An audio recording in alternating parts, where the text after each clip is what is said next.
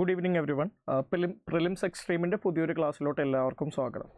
അപ്പോൾ നമ്മൾ ഹിസ്റ്ററിയുടെ പ്രിലിംസ് എക്സ്ട്രീമായിട്ട് ബന്ധപ്പെട്ടിട്ട് ചെയ്യുന്നത് കഴിഞ്ഞ കുറച്ച് കൊല്ലങ്ങളിലായിട്ട് വന്നേക്കുന്ന റിക്കറൻ്റ് ആയിട്ട് വന്നേക്കുന്ന ചില തീംസിനെ ഐഡൻറ്റിഫൈ ചെയ്തിട്ട് അതിൻ്റെ ഇമ്പോർട്ടൻ്റ് ആയിട്ടുള്ള വാല്യൂ എൻറിച്ച്മെൻറ്റ് ക്ലാസ്സസ് ആണ് നടത്തുന്നത്. അതിൻ്റെ ഭാഗമായിട്ട് ഇപ്പോൾ ഓൾറെഡി കഴിഞ്ഞ ക്ലാസ്സസ് എന്ന് പറയുന്നത് പൊളിറ്റിക്കൽ ക്രോണോളജി എന്ന് പറയുന്ന ഒരു ടോപ്പിക്കൽ ക്ലാസ് കഴിഞ്ഞിട്ടുണ്ട്. അതേപോലെ തന്നെ ക്ലാസ് കഴിഞ്ഞ വേറൊരു ടോപ്പിക് എന്ന് പറയുന്നത് ഹിസ്റ്റോറിക്കൽ സൈറ്റ്സ് ആണ്. ഇന്ന് വളരെ ഇമ്പോർട്ടൻ്റ് ആയിട്ടുള്ള ടോപ്പിക്കാണ് നമ്മൾ നോക്കാൻ പോകുന്നത്. ഏൻഷ്യൻ ലിറ്ററേച്ചർ എന്ന് പറയുന്നൊരു ടോപ്പിക്കാണ്. അപ്പോൾ ഇവിടെ നിങ്ങൾ കഴിഞ്ഞ കുറച്ച് കൊല്ലങ്ങളിലെ ട്രെൻഡ് നോക്കിക്കഴിഞ്ഞാൽ റിപ്പീറ്റഡ് ആയിട്ട് കണ്ടിന്യൂസ് ആയിട്ട് ഈ ഒരു പെർട്ടിക്കുലർ ആയിട്ടുള്ള തീമിൽ നിന്ന് ചോദ്യങ്ങൾ വരുന്നതായിട്ട് കാണാൻ പറ്റുന്നുണ്ട്. കഴിഞ്ഞ 3 കൊല്ലങ്ങൾ 2024, 23, 22 3 കൊല്ലങ്ങളിലുള്ള ചോദ്യങ്ങളാണ് ഞാൻ ഈ സ്ലൈഡിൽ കൊടുത്തിട്ടുള്ളത്.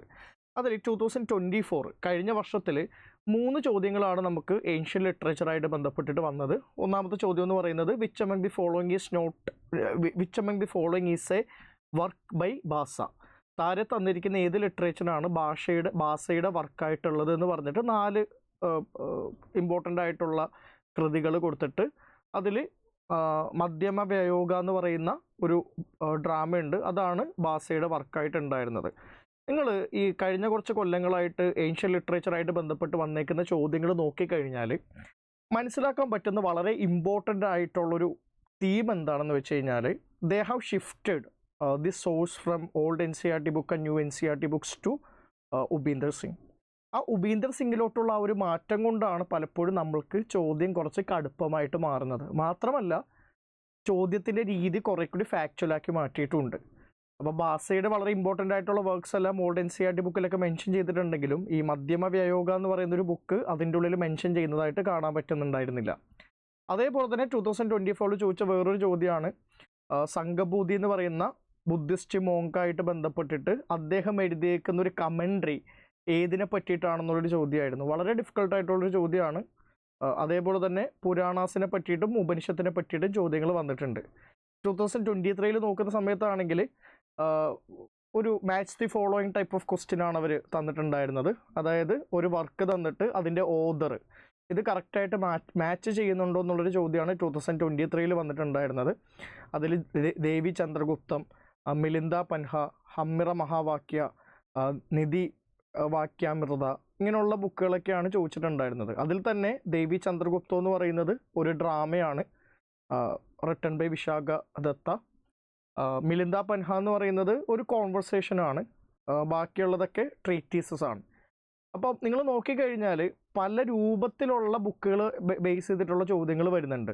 ഇപ്പോൾ ഡ്രാമാസിനെ അടിസ്ഥാനപ്പെടുത്തിയിട്ടുള്ള ചോദ്യങ്ങൾ വരുന്നുണ്ട്, റിലീജിയസ് ആയിട്ടുള്ള ബുക്സിനെ അടിസ്ഥാനപ്പെടുത്തിയിട്ടുള്ള ചോദ്യങ്ങൾ വരുന്നുണ്ട്, അതല്ലാതെ ഇമ്പോർട്ടൻ്റ് ആയിട്ടുള്ള തിയററ്റിക്കൽ വർക്ക്സിനെ പറ്റിയിട്ടുള്ള ചോദ്യങ്ങൾ വരുന്നുണ്ട്, സ്റ്റേറ്റ് ക്രാഫ്റ്റിനെ പറ്റിയിട്ടുള്ള ബുക്കുകളെ പറ്റിയിട്ടുള്ള ചോദ്യങ്ങൾ വരുന്നുണ്ട്. അപ്പം ഡൈവേഴ്സ് ആയിട്ടുള്ള ലിറ്ററേച്ചറായിട്ട് ബന്ധപ്പെട്ടിട്ടുള്ള പല രൂപത്തിലുള്ള ചോദ്യങ്ങൾ mostly coming from Upinder Singh ആയിട്ടാണ് നമുക്ക് കാണാൻ പറ്റുന്നത്.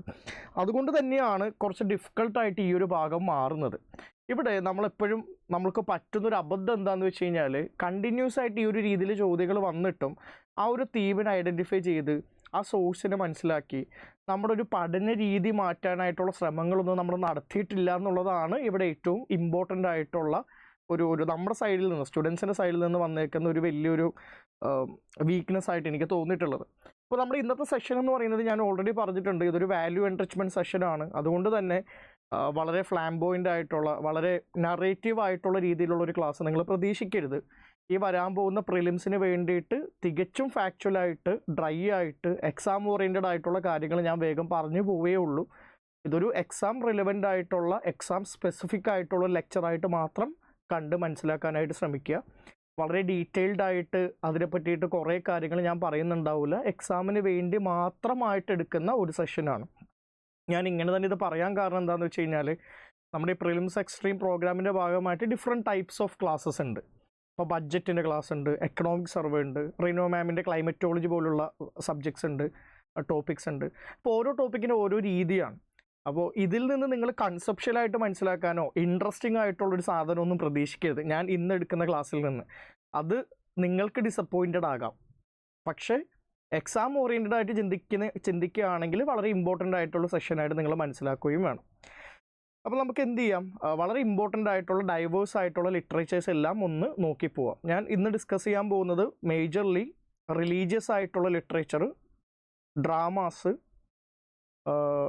ഇത് രണ്ടുമാണ് മേജർലി ഞാനിന്ന് ഡിസ്കസ് ചെയ്യാനായിട്ട് പോകുന്നത്. മിക്കവാറും നമുക്ക് ഒന്നിൽ കൂടുതൽ സെഷൻസ് എടുത്താൽ മാത്രമേ ഈ ഒരു ടോപ്പിക്ക് കവർ ചെയ്യാനായിട്ട് പറ്റുള്ളൂ.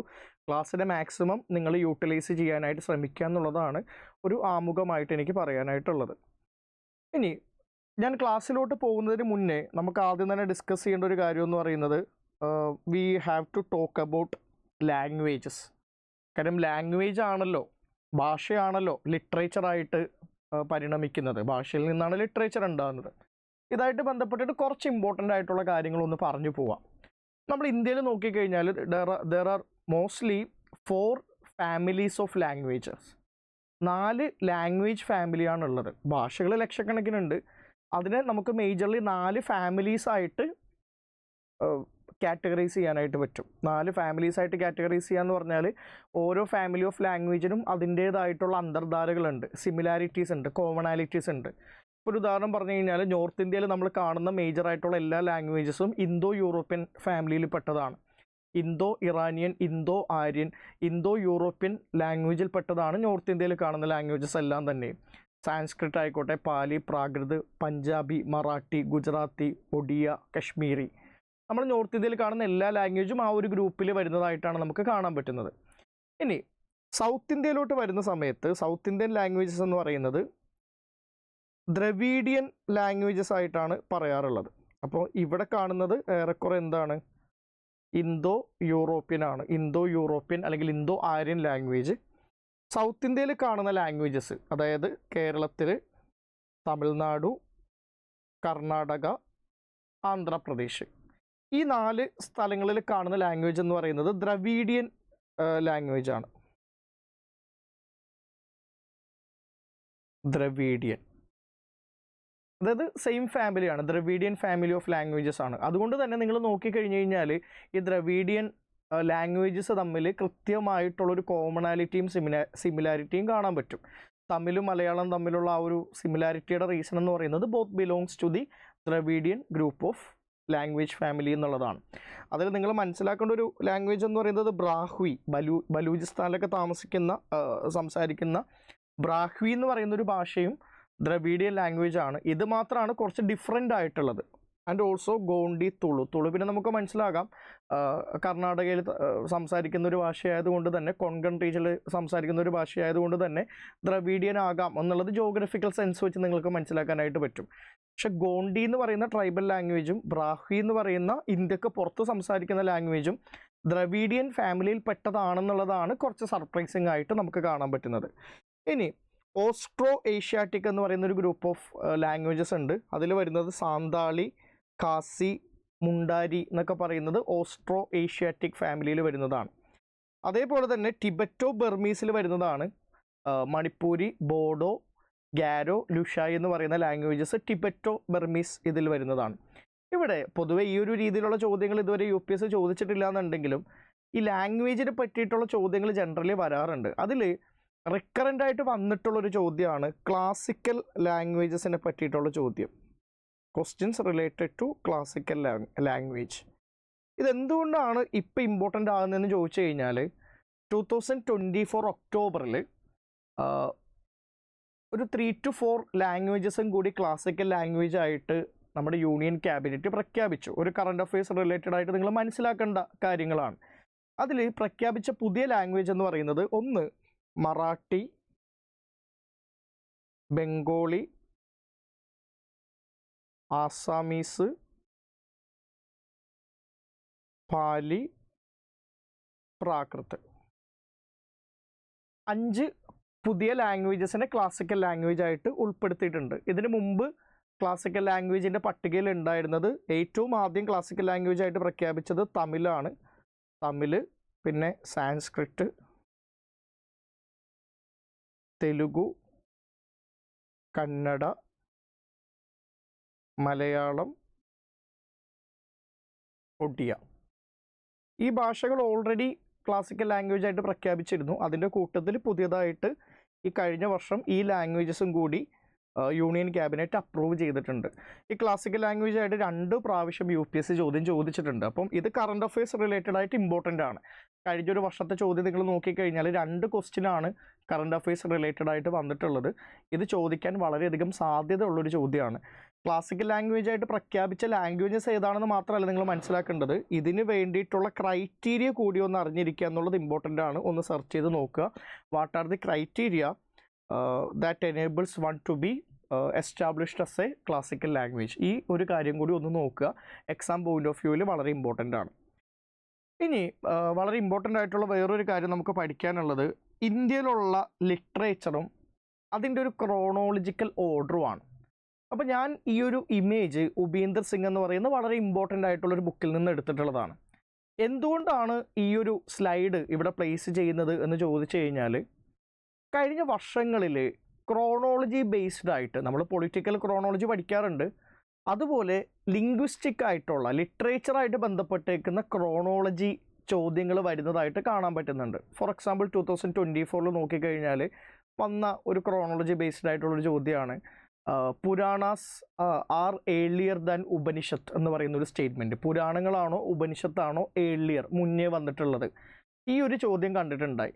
നിങ്ങൾ മനസ്സിലാക്കേണ്ട ഒരു കാര്യം എന്ന് പറയുന്നത്, നമുക്ക് ഈ ലിറ്ററേച്ചറിൻ്റെ കാര്യം നമ്മൾ ക്രോണോളജിക്കൽ ഓർഡറിൽ പഠിക്കുമ്പോൾ റിലീജിയനായിട്ട് ചേർത്ത് വെച്ച് പഠിക്കാൻ കുറേ കൂടി എളുപ്പമാണ്. കാര്യം ഇന്ത്യയിലുള്ള മേജറായിട്ടുള്ള ലിറ്ററേച്ചേഴ്സ് എല്ലാം തന്നെയും ഇറ്റ്സ് മോസ്റ്റ്ലി കണക്റ്റഡ് ടു റിലീജിയനായിട്ട് കണക്ട് ചെയ്യാൻ പറ്റുന്നതാണ്. അപ്പോൾ റിലീജിയൻ്റെ എവല്യൂഷനായിട്ട് ചേർത്ത് വെച്ചിട്ട് നമുക്ക് എന്ത് ചെയ്യാൻ പറ്റും? വളരെ എളുപ്പത്തിൽ റിലീജിയസ് ലിറ്ററേച്ചർ പഠിച്ചു പോകാനായിട്ട് എളുപ്പമാണ്. അപ്പോൾ ഞാനീ പറയുന്ന കാര്യങ്ങൾ വളരെ ശ്രദ്ധയോട് കൂടിയിട്ട് നിങ്ങൾ കേൾക്കണം. വളരെ ഇമ്പോർട്ടൻ്റ് ആയിട്ടുള്ളൊരു കാര്യമാണ്. റിലീജിയസ് ഹിസ്റ്ററി ആയിട്ട് ബന്ധപ്പെട്ടിട്ടും ലിറ്ററേച്ചറിൻ്റെ ഹിസ്റ്ററി ആയിട്ട് ബന്ധപ്പെട്ടിട്ടും കണ്ടിന്യൂസ് ആയിട്ട് ചോദ്യം ചോദിക്കുന്ന ഒരു പശ്ചാത്തലത്തിൽ ഞാൻ ഈ പറയാൻ പോകുന്ന കാര്യങ്ങൾ വളരെ ശ്രദ്ധയോട് കൂടിയിട്ട് കേൾക്കുക, നോട്ട് എഴുതിയെടുക്കുക എന്നുള്ളത് ഇമ്പോർട്ടൻ്റ് ആണ്. ഇന്ത്യയിലെ ഏറ്റവും ഓൾഡസ്റ്റ് ആയിട്ടുള്ള സർവൈവിങ് ടെക്സ്റ്റ് ബുക്ക് എന്ന് പറയുന്നത് വേദങ്ങളാണ്. ഒന്നും കൂടി ഞാൻ പറയാം. ഇന്ത്യയിലെ ഏറ്റവും ഓൾഡസ്റ്റ് ആയിട്ടുള്ള സർവൈവിങ് ടെക്സ്റ്റ് എന്ന് പറയുന്നത് വേദങ്ങളാണ്. അതായത് ലോകത്തിൽ തന്നെ ഏറ്റവും ആദ്യത്തെ സ്റ്റോറി എന്നൊക്കെ പറയുന്നത് വേദങ്ങളായിട്ട് തന്നെയാണ് പറയാറുള്ളത്. അത് വേറൊന്നും കൊണ്ടല്ല, ഇന്ത്യയിൽ 1500 BC കാലഘട്ടത്തിലാണ് ആര്യന്മാർ ഇന്ത്യയിലോട്ട് വരുന്നത്. സോ ആര്യന്മാർ ഇന്ത്യയിൽ വരുന്നു, അവരെന്ത് ചെയ്യുന്നു? വേദങ്ങൾ എന്ന് പറയുന്ന ബുക്ക് എഴുതുന്നു. അപ്പോൾ വേദങ്ങളാണ് ഏറ്റവും ആദ്യം എഴുതപ്പെടുന്ന ബുക്ക് എന്ന് പറയുന്നത്. So starting from around 1500 BC.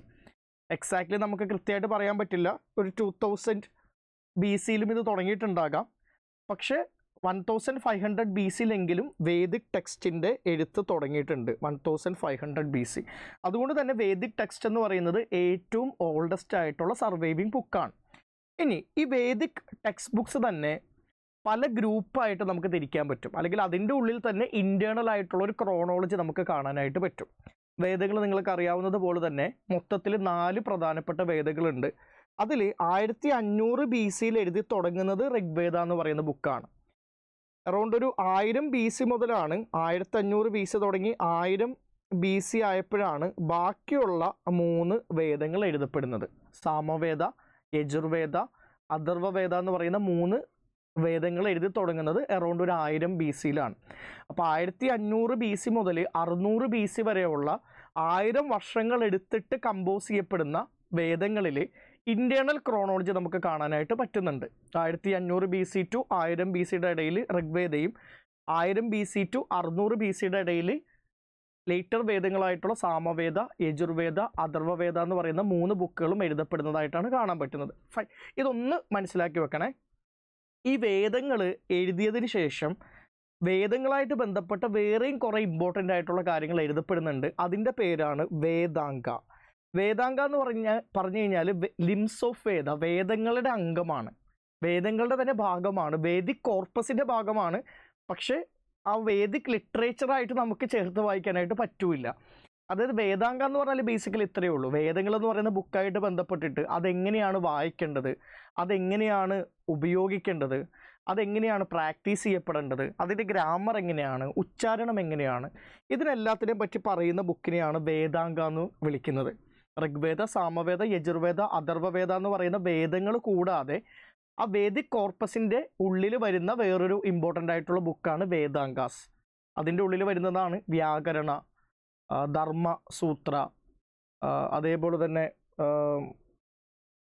കൽപ്പസൂത്ര, ജ്യോതിഷ, ഇതേപോലത്തെ കുറേ കാര്യങ്ങൾ വേദാങ്കാസിൻ്റെ ഉള്ളിൽ വരുന്നതാണ്. അപ്പോൾ നിങ്ങൾ നോക്കണേ, വേദാങ്കാസ് എഴുതി തുടങ്ങുന്നത് 600 BC അതായത് വേദങ്ങളുടെ മൊത്തത്തിലുള്ള ടൈം പീരീഡ് 1500 മുതൽ 600 BC ആണെങ്കിൽ അറൗണ്ട് 600 BC മുതലാണ് വേദാങ്കാസ് എഴുതി തുടങ്ങുന്നത്. ലോജിക്കലി മനസ്സിലാക്കാനായിട്ട് എളുപ്പമാണ്, അതുകൊണ്ടാണ് ഞാൻ പറയുന്നത്. ഇവിടെ നിങ്ങൾ മനസ്സിലാക്കേണ്ട വേറൊരു ഇമ്പോർട്ടൻ്റ് ആയിട്ടുള്ള കാര്യം ഞാൻ പറയാം. 1500 BC ടു 600 BC കാലഘട്ടത്തിൽ വേദങ്ങൾ എഴുതപ്പെടുന്നു. ഈ 600 BCയിൽ വേദങ്ങൾ എഴുതപ്പെട്ട് അവസാനിക്കുന്ന ആ സമയത്താണ് വേദങ്ങൾക്കെതിരെ അല്ലെങ്കിൽ ബ്രാഹ്മണിക്കൽ റിലീജിയനെതിരെ ബുദ്ധിസം ആൻഡ് ജൈനിസം വരുന്നത്. ഈ ബുദ്ധിസം ആൻഡ് ജൈനിസം പോലെ തന്നെ വേദങ്ങൾക്ക് എതിരെ എഴുതപ്പെടുന്ന വേറൊരു ഗ്രന്ഥമായിട്ട് നമ്മൾ കണക്കാക്കാറുള്ള ഒരു ഗ്രന്ഥമാണ് ഉപനിഷത്ത് എന്ന് പറയുന്നത്. അപ്പം വളരെ എളുപ്പത്തിൽ നമുക്ക് ചിന്തിക്കാവുന്ന ഒരു കാര്യമാണ്, വേദങ്ങൾ 1500 മുതൽ 600 BC വരെ എഴുതപ്പെടുന്നു. അതിൽ തന്നെ 2 ഘട്ടങ്ങളിലായിട്ടാണ് 2 ബുക്ക് എഴുതപ്പെടുന്നത്. ആ 600 BCയുടെ സ്റ്റാർട്ടിങ്ങിൽ എഴുതപ്പെടുന്ന ഗ്രന്ഥങ്ങളാണ് വേദാങ്കാസ്. കാര്യം വേദങ്ങൾ എഴുതി ഇനി അതെങ്ങനെയാണ് ചൊല്ലേണ്ടത്, അതിൻ്റെ വ്യാകരണം എങ്ങനെയാണ്, അതിൻ്റെ റിച്വൽസ് എങ്ങനെയാണ് കൈകാര്യം ചെയ്യേണ്ടത്, അതായിട്ട് ബന്ധപ്പെട്ടേക്കുന്ന ജ്യോതിഷം എങ്ങനെയാണ് വരേണ്ടത്. അപ്പോൾ 600 BCയിൽ വേദ കമ്പോസ് ചെയ്യപ്പെട്ടതിന് ശേഷം വേദാങ്കാസ് എഴുതുന്നു. വേദങ്ങൾക്ക് എതിരെ എഴുതപ്പെടുന്ന 3 ഗ്രന്ഥങ്ങളാണ്, ഒന്ന് Buddhist literature, Jain literature, Upanishad. ഇതിൽ ഉപനിഷത്ത് എന്ന് പറയുന്നത് കുറച്ച് ഇൻട്രസ്റ്റിംഗ് ആണ്. Upanishad actually forms part of Vedic corpus. വേദങ്ങളുടെ ഭാഗമായിട്ടാണ് ഉപനിഷത്ത് വരുന്നതെന്നുണ്ടെങ്കിലും വേദങ്ങളിലുള്ള ബ്രാഹ്മണന്മാരുടെ മേൽക്കോയ്മയ്ക്കെതിരെ എഴുതപ്പെടുന്ന ഗ്രന്ഥമായിട്ടാണ് ഉപനിഷത്തിനെ കാണാൻ പറ്റുന്നത്. അതുകൊണ്ട് ഉപനിഷത്തിനെ വേദാന്ത എന്ന് വിളിക്കാറുണ്ട്.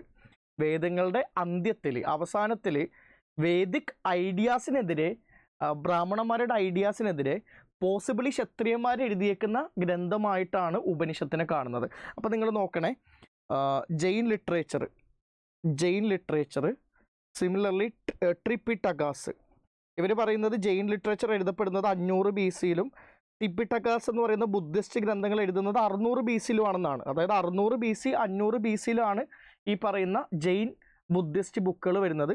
ഈ 600 BCയിൽ തന്നെയാണ് എന്ത് വരുന്നത്, ഉപനിഷത്തും വരുന്നത്. ഉപനിഷത്തും എഴുതപ്പെടുന്നത് ഈ ഒരു സമയത്ത് തന്നെയാണ്. അപ്പോൾ നിങ്ങൾ മനസ്സിലാക്കണം, 600 BCയിൽ വേദങ്ങൾ ഋഗ്വേദ, സാമവേദ, യജുർവേദ, അഥർവവേദ എൻഡ് ചെയ്യപ്പെടുന്നു. ഇനി 2 കാര്യങ്ങളാണ് നടക്കാൻ സാധ്യതയുള്ളത്. ഒന്ന്, വേദങ്ങൾക്കെതിരെയുള്ള റൈറ്റിങ്സ് വരും. 2, വേദങ്ങൾ എങ്ങനെയാണ് പെർഫോം ചെയ്യപ്പെടേണ്ടത് എന്നുള്ള റൈറ്റിങ്സ് വരും. ഈ 2 രീതിയിലുള്ള റൈറ്റിങ്സ് വരും. വേദങ്ങൾക്കെതിരെ 600 BCയിൽ അതിൻ്റെ കമ്പോസിഷൻ തീരുന്ന സമയത്ത് എഴുതപ്പെടുന്ന ഗ്രന്ഥങ്ങളാണ് വേദങ്ങളുടെ ഭാഗമായിട്ട് തന്നെ ഉപനിഷത്ത്, ബുദ്ധിസത്തിൻ്റെ ഭാഗമായിട്ട് ടിപ്പിറ്റകാസ്, ജൈനിസത്തിൻ്റെ ഭാഗമായിട്ട് അഗമാസ് അല്ലെങ്കിൽ സിദ്ധാന്താസ്. ഞാൻ കുറച്ച് കഴിയുമ്പോൾ അത് ഡീറ്റെയിൽ ആയിട്ട് എടുത്ത് പറയാം. ഇനി വേദങ്ങളെ ഫോളോ ചെയ്യാൻ വേണ്ടിയിട്ട് അല്ലെങ്കിൽ വേദങ്ങളിൽ പറയുന്ന കാര്യങ്ങൾ പ്രാക്ടീസ് ചെയ്യാൻ വേണ്ടിയിട്ട് 600 BCയിൽ എഴുതപ്പെടുന്ന ബുക്കാണ് ധർമ്മസൂത്രാസ്, അതേപോലെ തന്നെ വേദാങ്കാസ്, ധർമ്മസൂത്രാസ്, ഉപനിഷത്ത്, ജൈൻ ലിറ്ററേച്ചർ, ബുദ്ധിസ്റ്റ് ലിറ്ററേച്ചർ. ഇതിൻ്റെ എല്ലാത്തിൻ്റെയും ഏറെക്കുറെ ടൈം പീരീഡ് സെയിം തന്നെയാണ്. ഇത് ലോജിക്കലി മനസ്സിലാക്കാണ് കേട്ടോ വേണ്ടത്, കാണാതെ പഠിക്കുകയല്ല വേണ്ടത്. ഞാനീ പറയുന്നത് വെച്ചിട്ട് ലോജിക്കലി മനസ്സിലാക്കാനായിട്ടുള്ള ശ്രമങ്ങൾ നിങ്ങൾ നടത്തുകയാണ് വേണ്ടത്.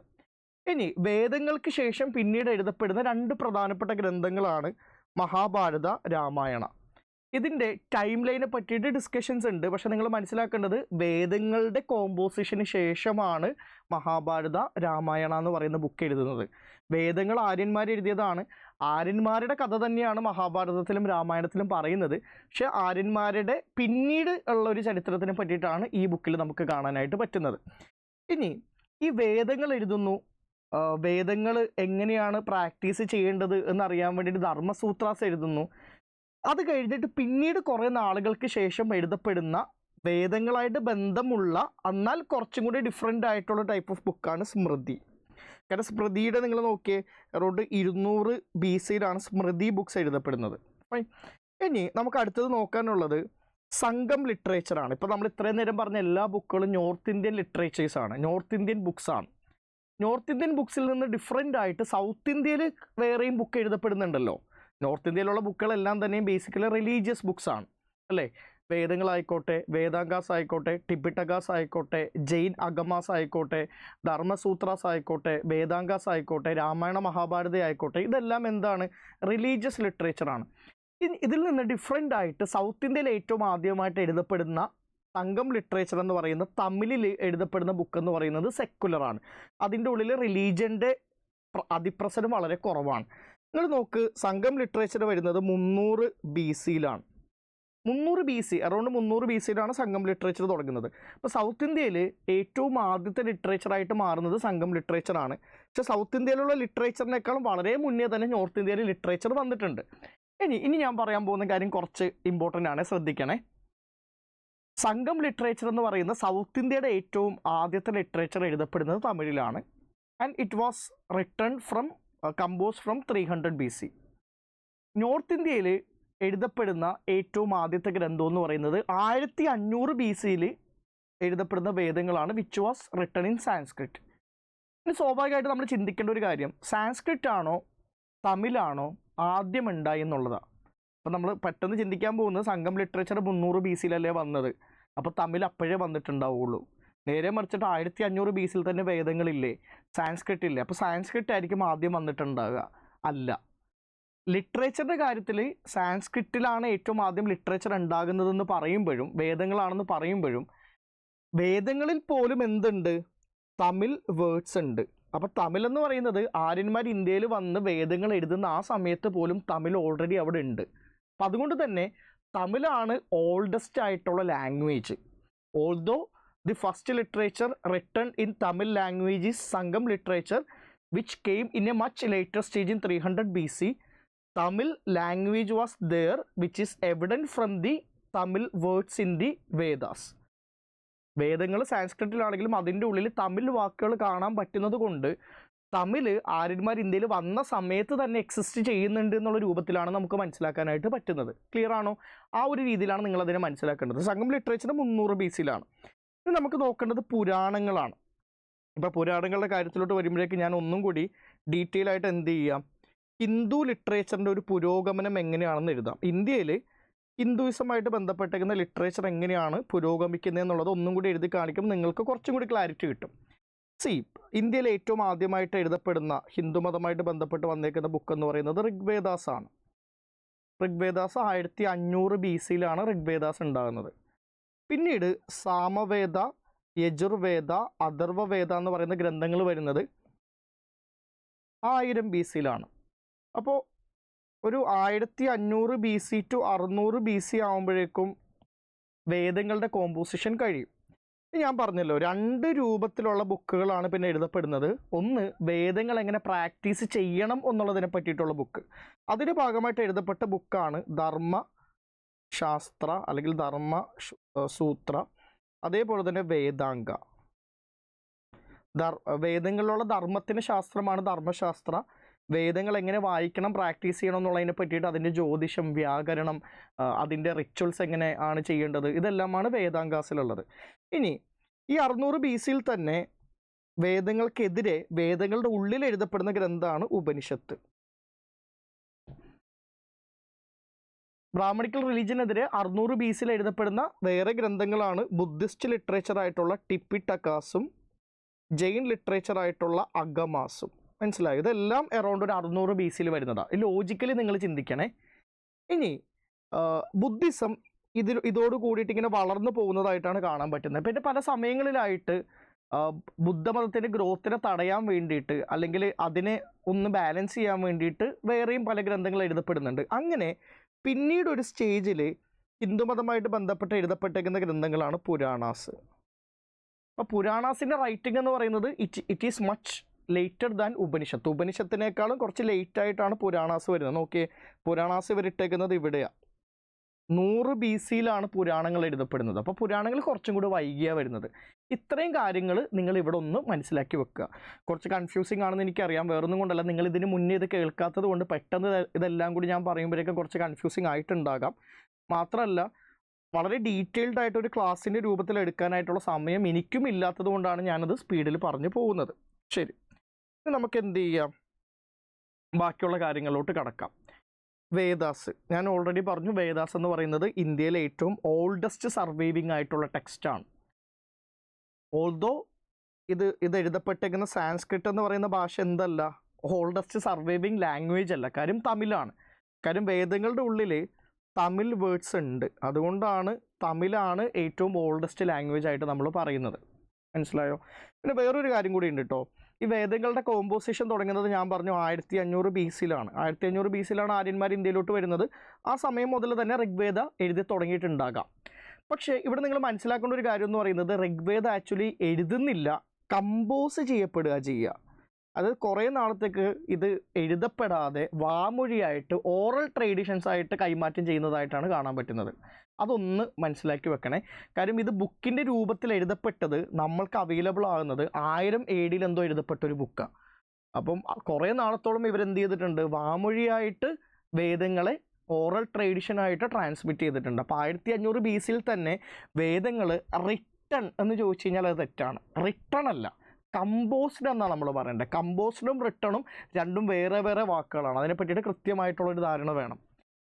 അപ്പോൾ നമുക്ക് മനസ്സിലാക്കാം, സാൻസ്ക്രിറ്റ് ഇന്ത്യയിലെ ഏറ്റവും ആദ്യത്തെ ലാംഗ്വേജസിൽ ഒന്നാണ്. പക്ഷെ അവിടെ തമിഴും ഉണ്ട്. കാര്യം തമിഴ് തുടക്കം മുതലേ ഉണ്ട്, അല്ലെങ്കിൽ കുറേ കൂടി ഓൾഡസ്റ്റ് ആണെന്ന് പറയാൻ കാരണം തമിഴ് വേർഡ്സ് ആര്യന്മാർ ഇന്ത്യയിൽ വന്ന് സാൻസ്ക്രിറ്റിൽ ബുക്ക് എഴുതിയപ്പോൾ തമിഴ് വാക്ക് അതിൻ്റെ ഉള്ളിലുള്ളത് കൊണ്ടാണ്. പിന്നെ സ്വാഭാവികമായിട്ടും സാൻസ്ക്രിറ്റിന് ശേഷം ഉണ്ടാകുന്ന വേറെ 2 പ്രധാനപ്പെട്ട ഭാഷകളാണ് പാലിയും പ്രാകൃതം. നിങ്ങൾ നോക്കിക്കഴിഞ്ഞാൽ സാൻസ്ക്രിറ്റ് ബ്രാഹ്മണന്മാർ സംസാരിക്കുന്ന ഒരു ഭാഷയായിരിക്കെ പാലി പ്രാകൃതം എന്ന് പറയുന്നത് കോമൺ മാൻ്റെ ഭാഷയാണ്. അതുകൊണ്ടാണ് ബുദ്ധൻ പാലിയിൽ സംസാരിക്കുന്നതും പ്രാകൃതത്തിൽ ആര് സംസാരിക്കുന്നത്, മഹാവീരൻ സംസാരിക്കുന്നതായിട്ട് കാണാൻ പറ്റുന്നത്. പക്ഷെ സ്വാഭാവികമായിട്ടും നമ്മളിപ്പോൾ ചിന്തിക്കുന്നുണ്ടാവും, ഈ പാലി പ്രാകൃതം എന്ന് പറയുന്ന ഭാഷകൾക്ക് ഇന്ന് അധികം റിലവൻസ് ഇല്ലല്ലോ, അതധികം കാണാൻ പറ്റുന്നില്ലല്ലോ. അതായിട്ട് ബന്ധപ്പെട്ട് നിങ്ങൾ മനസ്സിലാക്കേണ്ട ഒരു കാര്യം എന്ന് പറയുന്നത്, ഇതിൽ ഏറ്റവും കോമൺ ലാംഗ്വേജ് ആയിട്ടുള്ള പ്രാകൃത് പിന്നീട് പല മാറ്റങ്ങൾ സംഭവിച്ച് അപഭ്രംശ എന്ന് പറയുന്ന ഒരു ഫോമായി മാറുകയും പല മാറ്റങ്ങളിലൂടെ കടന്നു പോകുന്നതിനെയാണ് അപഭ്രംശ എന്ന് പറയുന്നത്. ഈ അപഭ്രംശയിൽ നിന്നാണ് പിന്നീട് എന്തുണ്ടായത്, ഇന്ത്യയിൽ നമ്മൾ കാണുന്ന റീജിയണൽ ഭാഷകൾ ഉണ്ടായിട്ടുള്ളത്. മറാഠി ആയിക്കോട്ടെ, ബംഗാളി ആയിക്കോട്ടെ, ഗുജറാത്തി ആയിക്കോട്ടെ, രാജസ്ഥാനി ആയിക്കോട്ടെ, ഒരുവിധം എല്ലാ ഭാഷകളും അപഭ്രംശ എന്ന് പറയുന്ന പ്രാകൃതിൻ്റെ ഒരു രൂപത്തിൽ നിന്ന് ഉണ്ടായിട്ടുള്ളതാണ്. പിന്നെ പ്രാകൃത് ഇല്ലെന്ന് ചോദിച്ചു കഴിഞ്ഞാൽ പ്രാകൃത് അപഭ്രംശമായിട്ട് മാറുകയും അത് ഇന്ത്യയിൽ ഇന്ന് കാണുന്ന പല റീജിയണൽ ലാംഗ്വേജ് ആയിട്ട് മാറുകയും ചെയ്തു. ആ രൂപത്തിലാണ് നമ്മളതിനെ മനസ്സിലാക്കേണ്ടത്. ഇത് UPSC-യിൽ ഓൾറെഡി പ്രിലിംസിൽ ചോദിച്ചിട്ടുള്ളൊരു ചോദ്യമാണ്, അപഭ്രംശ എന്ന് പറഞ്ഞാൽ എന്താണെന്ന്. It's the development of Prakrit leading to regional language. അതായത് പ്രാകൃതം എന്ന് പറയുന്ന ഭാഷ നൂറ്റാണ്ടുകളോളം പല പല രൂപത്തിലുള്ള വകഭേദങ്ങളിലൂടെ, രൂപാന്തരങ്ങളിലൂടെ എവല്യൂഷന് വിധേയമാവുകയും ആ എവല്യൂഷൻ്റെ അവസാനത്തിൽ നമ്മൾ ഇന്ന് കാണുന്ന നോർത്ത് ഇന്ത്യയിലുള്ള ആര്യൻ ലാംഗ്വേജ് ആയിട്ടുള്ള റീജിയണൽ ഭാഷകളായിട്ട് അത് മാറുകയും ചെയ്യുന്നതായിട്ടാണ് കാണാൻ പറ്റുന്നത്. സൗത്ത് ഇന്ത്യയിലുള്ള ഓൾഡസ്റ്റ് ലിറ്ററേച്ചർ സംഘം ലിറ്ററേച്ചറാണ്. It's written in Tamil language. മനസ്സിലായോ? ഇനി സാൻസ്ക്രിറ്റിനെ തന്നെ നമുക്ക് പ്രീ ക്ലാസിക്കൽ സാൻസ്ക്രിറ്റും ക്ലാസിക്കൽ സാൻസ്ക്രിറ്റുമായിട്ട് ഡിവൈഡ് ചെയ്യാം. ഞാൻ അത് കുറച്ച് കഴിയുമ്പോൾ ഡീറ്റെയിൽ ആയിട്ട് പറയാം. ഇനി ഗ്രാമറിൻ്റെ കാര്യത്തിലൂടെ നമുക്ക് വരാം. എല്ലാ ലാംഗ്വേജിനും എല്ലാ ലിറ്ററേച്ചറിനും ഒരു ഗ്രാമർ വേണം. ആ ഗ്രാമർ ഉണ്ടാകുമ്പോഴാണ് ആ ലിറ്ററേച്ചർ, ആ ഭാഷ ഒരു വെൽ ഫോംഡ് ആയിട്ടുള്ള, ഡിഫൈൻഡ് ആയിട്ടുള്ളൊരു ഭാഷയായിട്ട് മാറുന്നത്. എല്ലാവരും ഒരു പെർട്ടിക്കുലർ ആയിട്ടുള്ള സ്റ്റൈല്, ഒരു രൂപത്തിലോട്ട് മാറണമെന്നുണ്ടെങ്കിൽ അതിൻ്റെ ഗ്രാമാറ്റിക്കൽ റൂൾസ് കൃത്യമായിട്ട് സ്പെസിഫൈ ചെയ്തിരിക്കണം. ലോജിക്കലി മനസ്സിലാക്കാവുന്നതേ ഉള്ളൂ. സാൻസ്ക്രിറ്റായിട്ട് ബന്ധപ്പെട്ടിട്ട് ഏറ്റവും ആദ്യം എഴുതപ്പെട്ടേക്കുന്ന ലാംഗ്വേജസ് അല്ലെങ്കിൽ ഗ്രാമർ ഏതാണെന്ന് നമുക്ക് നോക്കാം. സാൻസ്ക്രിറ്റിൻ്റെ ഏറ്റവും പ്രധാനപ്പെട്ട ഗ്രാമർ സെറ്റ് ചെയ്ത ബുക്ക് എന്ന് പറയുന്നത് 5th century BC-യിൽ പാണിനി എഴുതിയേക്കുന്ന അഷ്ടാധ്യായി എന്ന് പറയുന്ന ഒരു ബുക്കാണ്. ഈ അഷ്ടാധ്യായിക്ക് മുന്നേ ഇന്ത്യയിൽ സാൻസ്ക്രിറ്റ് ഉണ്ട് അല്ലേ? വേദങ്ങളൊക്കെ അതിനു മുമ്പ് എഴുതിയിട്ടുണ്ടല്ലോ. അതുകൊണ്ട് തന്നെ ഈ വേദങ്ങളെയൊക്കെ നമ്മൾ വിളിക്കുന്നത് പ്രീ ക്ലാസിക് സാൻസ്ക്രിറ്റ് എന്നാണ്. അഷ്ടാധ്യായിയിൽ പാണിനി പറഞ്ഞേക്കുന്ന റൂൾസ് കൃത്യമായിട്ട് പരിപാലിച്ച റൈറ്റിങ്സിന് നമ്മൾ ക്ലാസിക് ലാംഗ്വേജ് എന്നും ക്ലാസിക് സാൻസ്ക്രിറ്റ് എന്നും, അതിനു മുന്നേ ഒരു വെൽ ഡിഫൈൻഡ് ആയിട്ടുള്ള രീതിയിൽ എഴുതാത്ത സാൻസ്ക്രിറ്റിൻ്റെ ബുക്കുകൾ നമ്മൾ പ്രീ ക്ലാസിക് സാൻസ്ക്രിറ്റ് ബുക്സ് എന്നുവാ വിളിക്കുക. അപ്പോൾ വേദങ്ങളെന്ന് പറയുന്നത് വേദിക് സാൻസ്ക്രിറ്റിലാണ് എഴുതപ്പെട്ടേക്കുന്നത്, ക്ലാസിക് സാൻസ്ക്രിറ്റിലല്ല. കാര്യം സാൻസ്ക്രിറ്റിൻ്റെ കൃത്യമായിട്ടുള്ള രൂപം വരുന്നത്, അതിന് കൃത്യമായിട്ടുള്ള ഗ്രാമർ ഉണ്ടാകുന്നത് Panini 5th century BC Ashtadhyayi എഴുതുന്നതോട് കൂടിയിട്ടാണ്. ഈ അഷ്ടാധ്യായിൽ വളരെ കൃത്യമായിട്ട് റൂൾസ് ആൻഡ് റെഗുലേഷൻസ് വളരെ കണ്ടൻസ്ഡ് ആയിട്ടുള്ള രൂപത്തിൽ പറയുന്നതായിട്ടാണ് കാണാൻ പറ്റുന്നത്. അതായത് അഷ്ടാധ്യായിലൂടെ പാണിനി പറയുന്നത് 1, 2, 3, 4 ഇങ്ങനെ പോയിന്റ് ഫോമിൽ വളരെ കൃത്യമായിട്ട് ഇതൊക്കെ നിങ്ങൾ പരിപാലിച്ചിട്ടാണ് സാൻസ്ക്രിറ്റ് എഴുതേണ്ടത് എന്ന് കൃത്യമായിട്ട് പറയുന്നുണ്ട്. അതുകൊണ്ട് തന്നെ പാണിനി അഷ്ടാധ്യായിൽ പറയുന്നത് ഫോളോ ചെയ്തിട്ട് പിന്നീട് എഴുതപ്പെട്ടേക്കുന്ന സാൻസ്ക്രിറ്റിനെ നമ്മൾ വിളിക്കുന്നത് ക്ലാസിക് സാൻസ്ക്രിറ്റ് എന്നാണ്. ഇപ്പോൾ സാൻസ്ക്രിറ്റ് ലിറ്ററേച്ചർ തന്നെ നമുക്ക് 2 ഗ്രൂപ്പായിട്ട് തിരിക്കാം. പ്രീ ക്ലാസിക് സാൻസ്ക്രിറ്റ് ലിറ്ററേച്ചറും ക്ലാസിക് സാൻസ്ക്രിറ്റ് ലിറ്ററേച്ചറും. മനസ്സിലായോ? അപ്പം ഇതിൻ്റെ ഒരു മൈൽ സ്റ്റോൺ ആയിട്ട് മാറുന്നത് അഷ്ടാധ്യായി എന്ന് പറയുന്ന ഒരു ബുക്കാണ്. അപ്പോൾ പാണിനിക്ക് മുന്നേയും പാണിനിക്ക് ശേഷവും, അഷ്ടാധ്യായിക്ക് മുന്നേയും അഷ്ടാധ്യായിക്ക് ശേഷവും, കൃത്യമായിട്ടുള്ള റൂൾസ് ഫോളോ ചെയ്യുന്നതിന് മുന്നേയും ഫോളോ ചെയ്തതിന് ശേഷവും, ആ രീതിയിൽ മനസ്സിലാക്കുക. ഇതാണ് ഏറ്റവും ആദ്യത്തെ സാൻസ്ക്രിറ്റ് ഗ്രാമർ ബുക്കും ഇത് തന്നെയാണ്. ഇതാണ് സാൻസ്ക്രിറ്റിൻ്റെ ഒരു ഗ്രാമറായിട്ട് ബേസിക്കലി മാറിയിട്ടുള്ളത്. പക്ഷേ പിന്നീട് അതിൽ ചെറിയ ചെറിയ മാറ്റങ്ങൾ കൊണ്ടുവരാനായിട്ടൊക്കെ ശ്രമിച്ചിട്ടുണ്ട്. അതിലൊരാളാണ് പതാഞ്ജലി. പതാഞ്ജലി എഴുതിയ വളരെ പ്രധാനപ്പെട്ട ഒരു ബുക്കാണ് മഹാഭാഷ്യ എന്ന് പറയുന്ന ഒരു book. It's related to Sanskrit grammar. Last year നമുക്കൊരു ചോദ്യം ഉണ്ടായിരുന്നു, which among the following is a work of Bhasa. ഭാസയുടെ വർക്ക് ഏതാണ് എന്ന് ചോദിച്ചപ്പോൾ അതിൻ്റെ ഉള്ളിൽ മഹാഭാഷ്യ എന്ന് കൊടുത്തിട്ടുണ്ടായി. കുറേ ആളുകൾ വിചാരിച്ചു ഭാഷ ഭാഷ്യ ഒരുപോലെ ഉണ്ടല്ലോ, മഹാഭാഷ്യയായിരിക്കും. അല്ല, മഹാഭാഷ്യ എന്ന് പറയുന്നത് ഗ്രാമറായിട്ട് ബന്ധപ്പെട്ട് എഴുതിയേക്കുന്ന ഒരു ബുക്കാണ്. This was written 2nd century BC. നിങ്ങൾ മനസ്സിലാക്കേണ്ട ഒരു കാര്യം, ഇതിൻ്റെ ഒരു ക്രോണോളജി നിങ്ങൾ അറിയണേ. അഷ്ടാധ്യായിക്ക് ശേഷമാണ് മഹാഭാഷ്യ ഓഫ് പതാഞ്ജലി വരുന്നത്. ഇത് രണ്ടുമാണ് സാൻസ്ക്രിറ്റിൻ്റെ കൃത്യമായിട്ടുള്ള ഗ്രാമാറ്റിക്കൽ റൂൾസ് എഴുതിയേക്കുന്ന ബുക്സായിട്ട് നമുക്ക് കാണാൻ പറ്റുന്നത്. ഇതേപോലെ പ്രാകൃതം എന്ന് പറയുന്ന ലാംഗ്വേജിനും അതിൻ്റേതായിട്ടുള്ള ഗ്രാമർ ഉണ്ട്. It was written by Vararuchi and that book is called Prakrita Prakasha. ഈ വരരുചി എന്ന് പറയുന്നത് ചന്ദ്രഗുപ്ത സെക്കൻഡിൻ്റെ, വിക്രമാദിത്യൻ എന്ന് ഫേമസ് ആയിട്ട് അറിയപ്പെടുന്ന ചന്ദ്രഗുപ്ത സെക്കൻഡിൻ്റെ കൊട്ടാരത്തിലുള്ള നവരത്നാസിലൊന്നാണ്. കാളിദാസൻ്റെ പോലെ നവരത്നാസിൽ ഒരാളാണ് വരരുചി. അദ്ദേഹത്തിൻ്റെ പ്രാകൃത പ്രകാശയാണ് പ്രാകൃത ഭാഷയിലുള്ള ഗ്രാമാറ്റിക്കൽ റൂൾസിനെ സെറ്റ് ചെയ്യുന്നത്. ഇനി തമിഴിലോട്ട് വരുമ്പോഴേക്കും തമിഴ് ലാംഗ്വേജിൻ്റെ, തമിഴ് ലിറ്ററേച്ചറിൻ്റെ ഗ്രാമർ കൃത്യമായിട്ട് പറയുന്ന ബുക്കാണ് തോൽക്കപ്പിയാം എന്ന് പറയുന്ന ബുക്ക്. ഈ തോൽക്കപ്പിയാം എന്ന് പറയുന്ന book it is part of സംഘം ലിറ്ററേച്ചർ. അപ്പോൾ കഴിഞ്ഞ കുറച്ച് കൊല്ലങ്ങളായിട്ട്, എസ്പെഷ്യലി കഴിഞ്ഞ വർഷം മഹാഭാഷ്യ പോലുള്ള ബുക്കുകൾ കൃത്യമായിട്ട് വന്നേക്കുന്നത് കൊണ്ട്, അതിനു മുമ്പ് അഷ്ടാധ്യായിനെ പറ്റിയിട്ടും 2021 ചോദ്യം വന്നിട്ടുണ്ടായിരുന്നു. പാണിനിയുടെ അഷ്ടാധ്യായിനെ പറ്റിയിട്ട് 2021 ചോദ്യം ഉണ്ടായിരുന്നു. അപ്പോൾ കൃത്യമായിട്ട് ഈ ഗ്രാമർ റിലേറ്റഡ് ആയിട്ടുള്ള ചോദ്യങ്ങൾ കൂടുതൽ ചോദിച്ചു തുടങ്ങി എന്നുള്ളതാണ് നമ്മൾ മനസ്സിലാക്കേണ്ടത് കേട്ടോ. അപ്പം ആ ഒരു അർത്ഥത്തിൽ ഇതെല്ലാം വൃത്തിക്ക് പഠിച്ചു വെക്കുക, ഇമ്പോർട്ടൻ്റ് ആണ്. ചെറുതായിട്ട് ഫാക്ച്വൽ ആണെന്ന് എനിക്കറിയാം, പക്ഷേ എന്താണെങ്കിലും നിർബന്ധമായിട്ട് പഠിച്ചു വെക്കുക. എക്സാമിന് ചോദ്യം എന്താണെങ്കിലും വരുന്നുണ്ടാവും. ഇനി അടുത്തതായിട്ട് നമുക്ക് നോക്കാനുള്ളത് വേദങ്ങളാണ്. ഇന്ത്യയിലെ ഏറ്റവും ആദ്യത്തെ സർവൈവിങ് ബുക്കായിട്ട് നമ്മൾ കണക്കാക്കപ്പെടുന്നത് വേദങ്ങളെയാണ്. വേദങ്ങൾ എന്ന് പറയുന്നത് ഹിന്ദു റിലീജിയനായിട്ട് ബന്ധപ്പെട്ട് എഴുതപ്പെട്ടേക്കുന്ന ഒരു ഗ്രന്ഥമാണെന്ന് നമുക്ക് പറയാം. അങ്ങനെ ഹിന്ദു ലിറ്ററേച്ചറിൽ 2 ടൈപ്പ് ഓഫ് ലിറ്ററേച്ചർ ഉണ്ട്. ഒന്ന് ശ്രുതി ലിറ്ററേച്ചർ, മറ്റേത് സ്മൃതി ലിറ്ററേച്ചർ. ആ വാക്കിൽ നിന്ന് തന്നെ ഏറെക്കുറെ നമുക്ക് എന്ത് ചെയ്യാൻ പറ്റും, ഇതിൻ്റെ മീനിങ് മനസ്സിലാക്കാനായിട്ട് പറ്റും. എന്താണ് ശ്രുതി ലിറ്ററേച്ചർ, എന്താണ് സ്മൃതി ലിറ്ററേച്ചർ എന്നുള്ളത് ഏറെക്കുറെ ചിന്തിച്ച് മനസ്സിലാക്കാനായിട്ട് പറ്റും. എന്താ ശ്രുതി എന്ന് പറഞ്ഞാൽ കേട്ടറിഞ്ഞത് എന്നാണ് അർത്ഥം. സ്മൃതി എന്ന് പറഞ്ഞാലോ ഓർത്തെടുത്തത് എന്നർത്ഥം.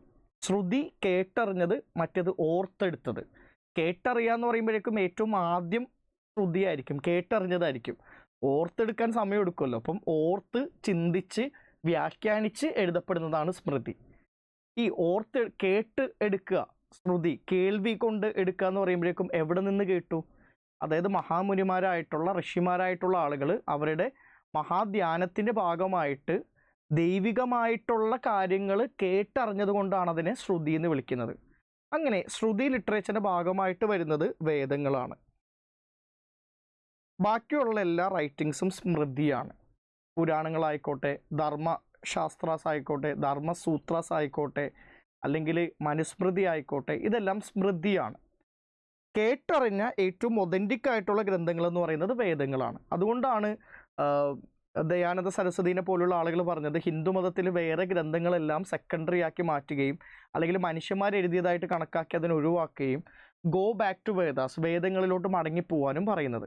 അപ്പോൾ ശ്രുതി ലിറ്ററേച്ചർ എന്ന് പറയുന്നത് വേദങ്ങളാണ്, ഏറ്റവും ഒതൻറ്റിക് ആയിട്ടുള്ള ജെന്യൂൻ ആയിട്ടുള്ള ലിറ്ററേച്ചറാണ്. ഇനി വേദങ്ങൾ എപ്പോഴാണ് എഴുതപ്പെടുന്നത്? വേദങ്ങൾ എഴുതപ്പെടുന്നത് ആര്യന്മാർ ഇന്ത്യയിലോട്ട് വന്നതോട് കൂടിയിട്ടാണ്. എപ്പോഴാണ് ആര്യന്മാർ ഇന്ത്യയിലോട്ട് വരുന്നത്? 1500 BC-യിൽ. 1500 BC-യിൽ ആര്യന്മാർ ഇന്ത്യയിലോട്ട് വരുന്നു. അവർ ഇന്ത്യയിൽ സപ്തസിന്ധുവിൽ സെറ്റിൽ ചെയ്യുന്നു.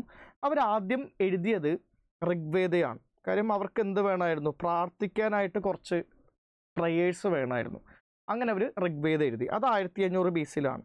അത് കഴിഞ്ഞ് കുറച്ച് വൈകി 1000 BC ആയപ്പോഴാണ് അവരെന്ത് ചെയ്തത്? ബാക്കി ബുക്കായിട്ടുള്ള സാമവേദ, യജുർവേദ, അഥർവവേദ എന്ന് പറയുന്ന ബുക്കുകൾ എഴുതപ്പെടുന്നത്. അപ്പം ബാക്കിയുള്ള ബുക്കുകൾ 1000 BC-യിലാണ് എഴുതപ്പെടുന്നത്. അപ്പോൾ വേദങ്ങൾ എന്ന് പറയുന്നത് മൊത്തം 4 വേദങ്ങളാണ്. 4 വേദങ്ങൾക്കും 4 ഭാഗങ്ങളും ഉണ്ട്. ഈ ഋഗ്വേദ ആയിക്കോട്ടെ ബാക്കിയുള്ള വേദങ്ങളായിക്കോട്ടെ ഓരോന്നിനും 4 ഭാഗങ്ങളും ഉണ്ട്. അത് നമുക്ക് ഡിസ്കസ് ചെയ്യണം. ഓരോ വേദങ്ങളിൽ എന്താ പറയുന്നത്, ഋഗ്വേദയിൽ എന്താ പറയുന്നത്, സാമവേദയിൽ എന്താ പറയുന്നത്, യജുർവേദയിലും അഥർവേദയിൽ എന്താ പറയുന്നത്, ഇനി ഈ ഓരോ വേദങ്ങളുടെയും 4 ഭാഗങ്ങൾ എന്തൊക്കെയാണെന്നുള്ളതും നമുക്ക് നോക്കി പോകാനായിട്ടുണ്ട്. അപ്പോൾ ഏറ്റവും ആദ്യം നമുക്ക് എന്ത് നോക്കാം? 4 വേദങ്ങൾ എന്തൊക്കെയാണെന്നുള്ളത് നോക്കാം. ആദ്യത്തെ വേദ എന്ന് പറയുന്നത് ഋഗ്വേദയാണ്. ആര്യന്മാർ ഇന്ത്യയിൽ വരുന്നു, സെൻട്രൽ ഏഷ്യയിൽ നിന്ന് സപ്തസിന്ധു റീജിയനിൽ സെറ്റിൽ ചെയ്യുന്നു. അവർക്ക് അവരുടേതായിട്ടുള്ള കുറേ ആവശ്യങ്ങളുണ്ട്. അവർക്ക് എന്ത് വേണം? നല്ല പശുക്കൾ വേണം, നല്ല കുതിരകൾ വേണം, അവർക്ക് പുതിയ സ്ഥലങ്ങൾ യുദ്ധത്തിലൂടെ നേടിയെടുക്കണം. ഇതിനെല്ലാത്തിനും വേണ്ടിയിട്ട് അവരെന്ത് ചെയ്തു? അവർക്കറിയാവുന്ന പ്രകൃതിയിലുള്ള ഫോഴ്സസിനോട് പ്രാർത്ഥിച്ചു. അഗ്നി, വരുണ, ഇന്ദ്ര, സോമ, സരസ്വതി എന്നൊക്കെ പറയുന്ന അവർ കണ്ടേക്കുന്ന ദൈവങ്ങളോട് അവർ പ്രാർത്ഥിച്ചു. ഈ പ്രാർത്ഥനകളാണ് ഋഗ്വേദയിലുള്ളത്. അപ്പോൾ ഋഗ്വേദ എന്ന് പറയുന്നത് ഇറ്റ്സ് മോസ്റ്റ്ലി പ്രേയേഴ്സ്, പ്രാർത്ഥനകളാണ് ഋഗ്വേദ എന്ന് പറയുന്നത്. 10 ബുക്കുകളിലായിട്ട് 1028 സൂക്തങ്ങൾ ഹിംസായിട്ട് എഴുതപ്പെട്ടേക്കുന്ന ബുക്കാണ് ഋഗ്വേദ. ഓരോ ഹിംസും will be address to certain god. Majorly address ചെയ്യപ്പെടുന്നത് ആരോടാണ്? ഇന്ദ്രനോടാണ്, പിന്നെ അഗ്നിയോടാണ്, പിന്നെ വരുണനോടാണ്, പിന്നീട് സോമനോടാണ്. ഈ 4 ദൈവങ്ങളോടും അഡ്രസ്സ് ചെയ്യപ്പെട്ടേക്കുന്ന 1028 സൂക്തങ്ങൾ ഹിംസ് അത് 10 ബുക്കിലായിട്ട് എഴുതപ്പെടുന്നു, 10 മണ്ഡലങ്ങളിലായിട്ട് എഴുതപ്പെടുന്നു. ഇത് പ്രാർത്ഥനകളാണ് ഭൂരിഭാഗവും. ഇത് 1500 BC-യിലാണ് ഇത് എഴുതപ്പെടുന്നത്. അതിൽ തന്നെ ഈ 10 മണ്ഡലങ്ങളിൽ ബുക്സ് നമ്പർ 2 to 7 ആണ് ഏറ്റവും ആദ്യമായിട്ട് എഴുതപ്പെടുന്നത്. അതിന് നമ്മൾ വിളിക്കുന്നത് ഫാമിലി ബുക്സ് എന്നാണ്, ഫാമിലി ബുക്സ് ഓഫ് ഋഗ്വേദ. ഇനി കുറേ നാൾ ഇവർ പ്രാർത്ഥനയായിട്ട് നടന്നു. ഒരു 500 വർഷത്തോളം അവർ പ്രാർത്ഥിച്ച് നടന്നു.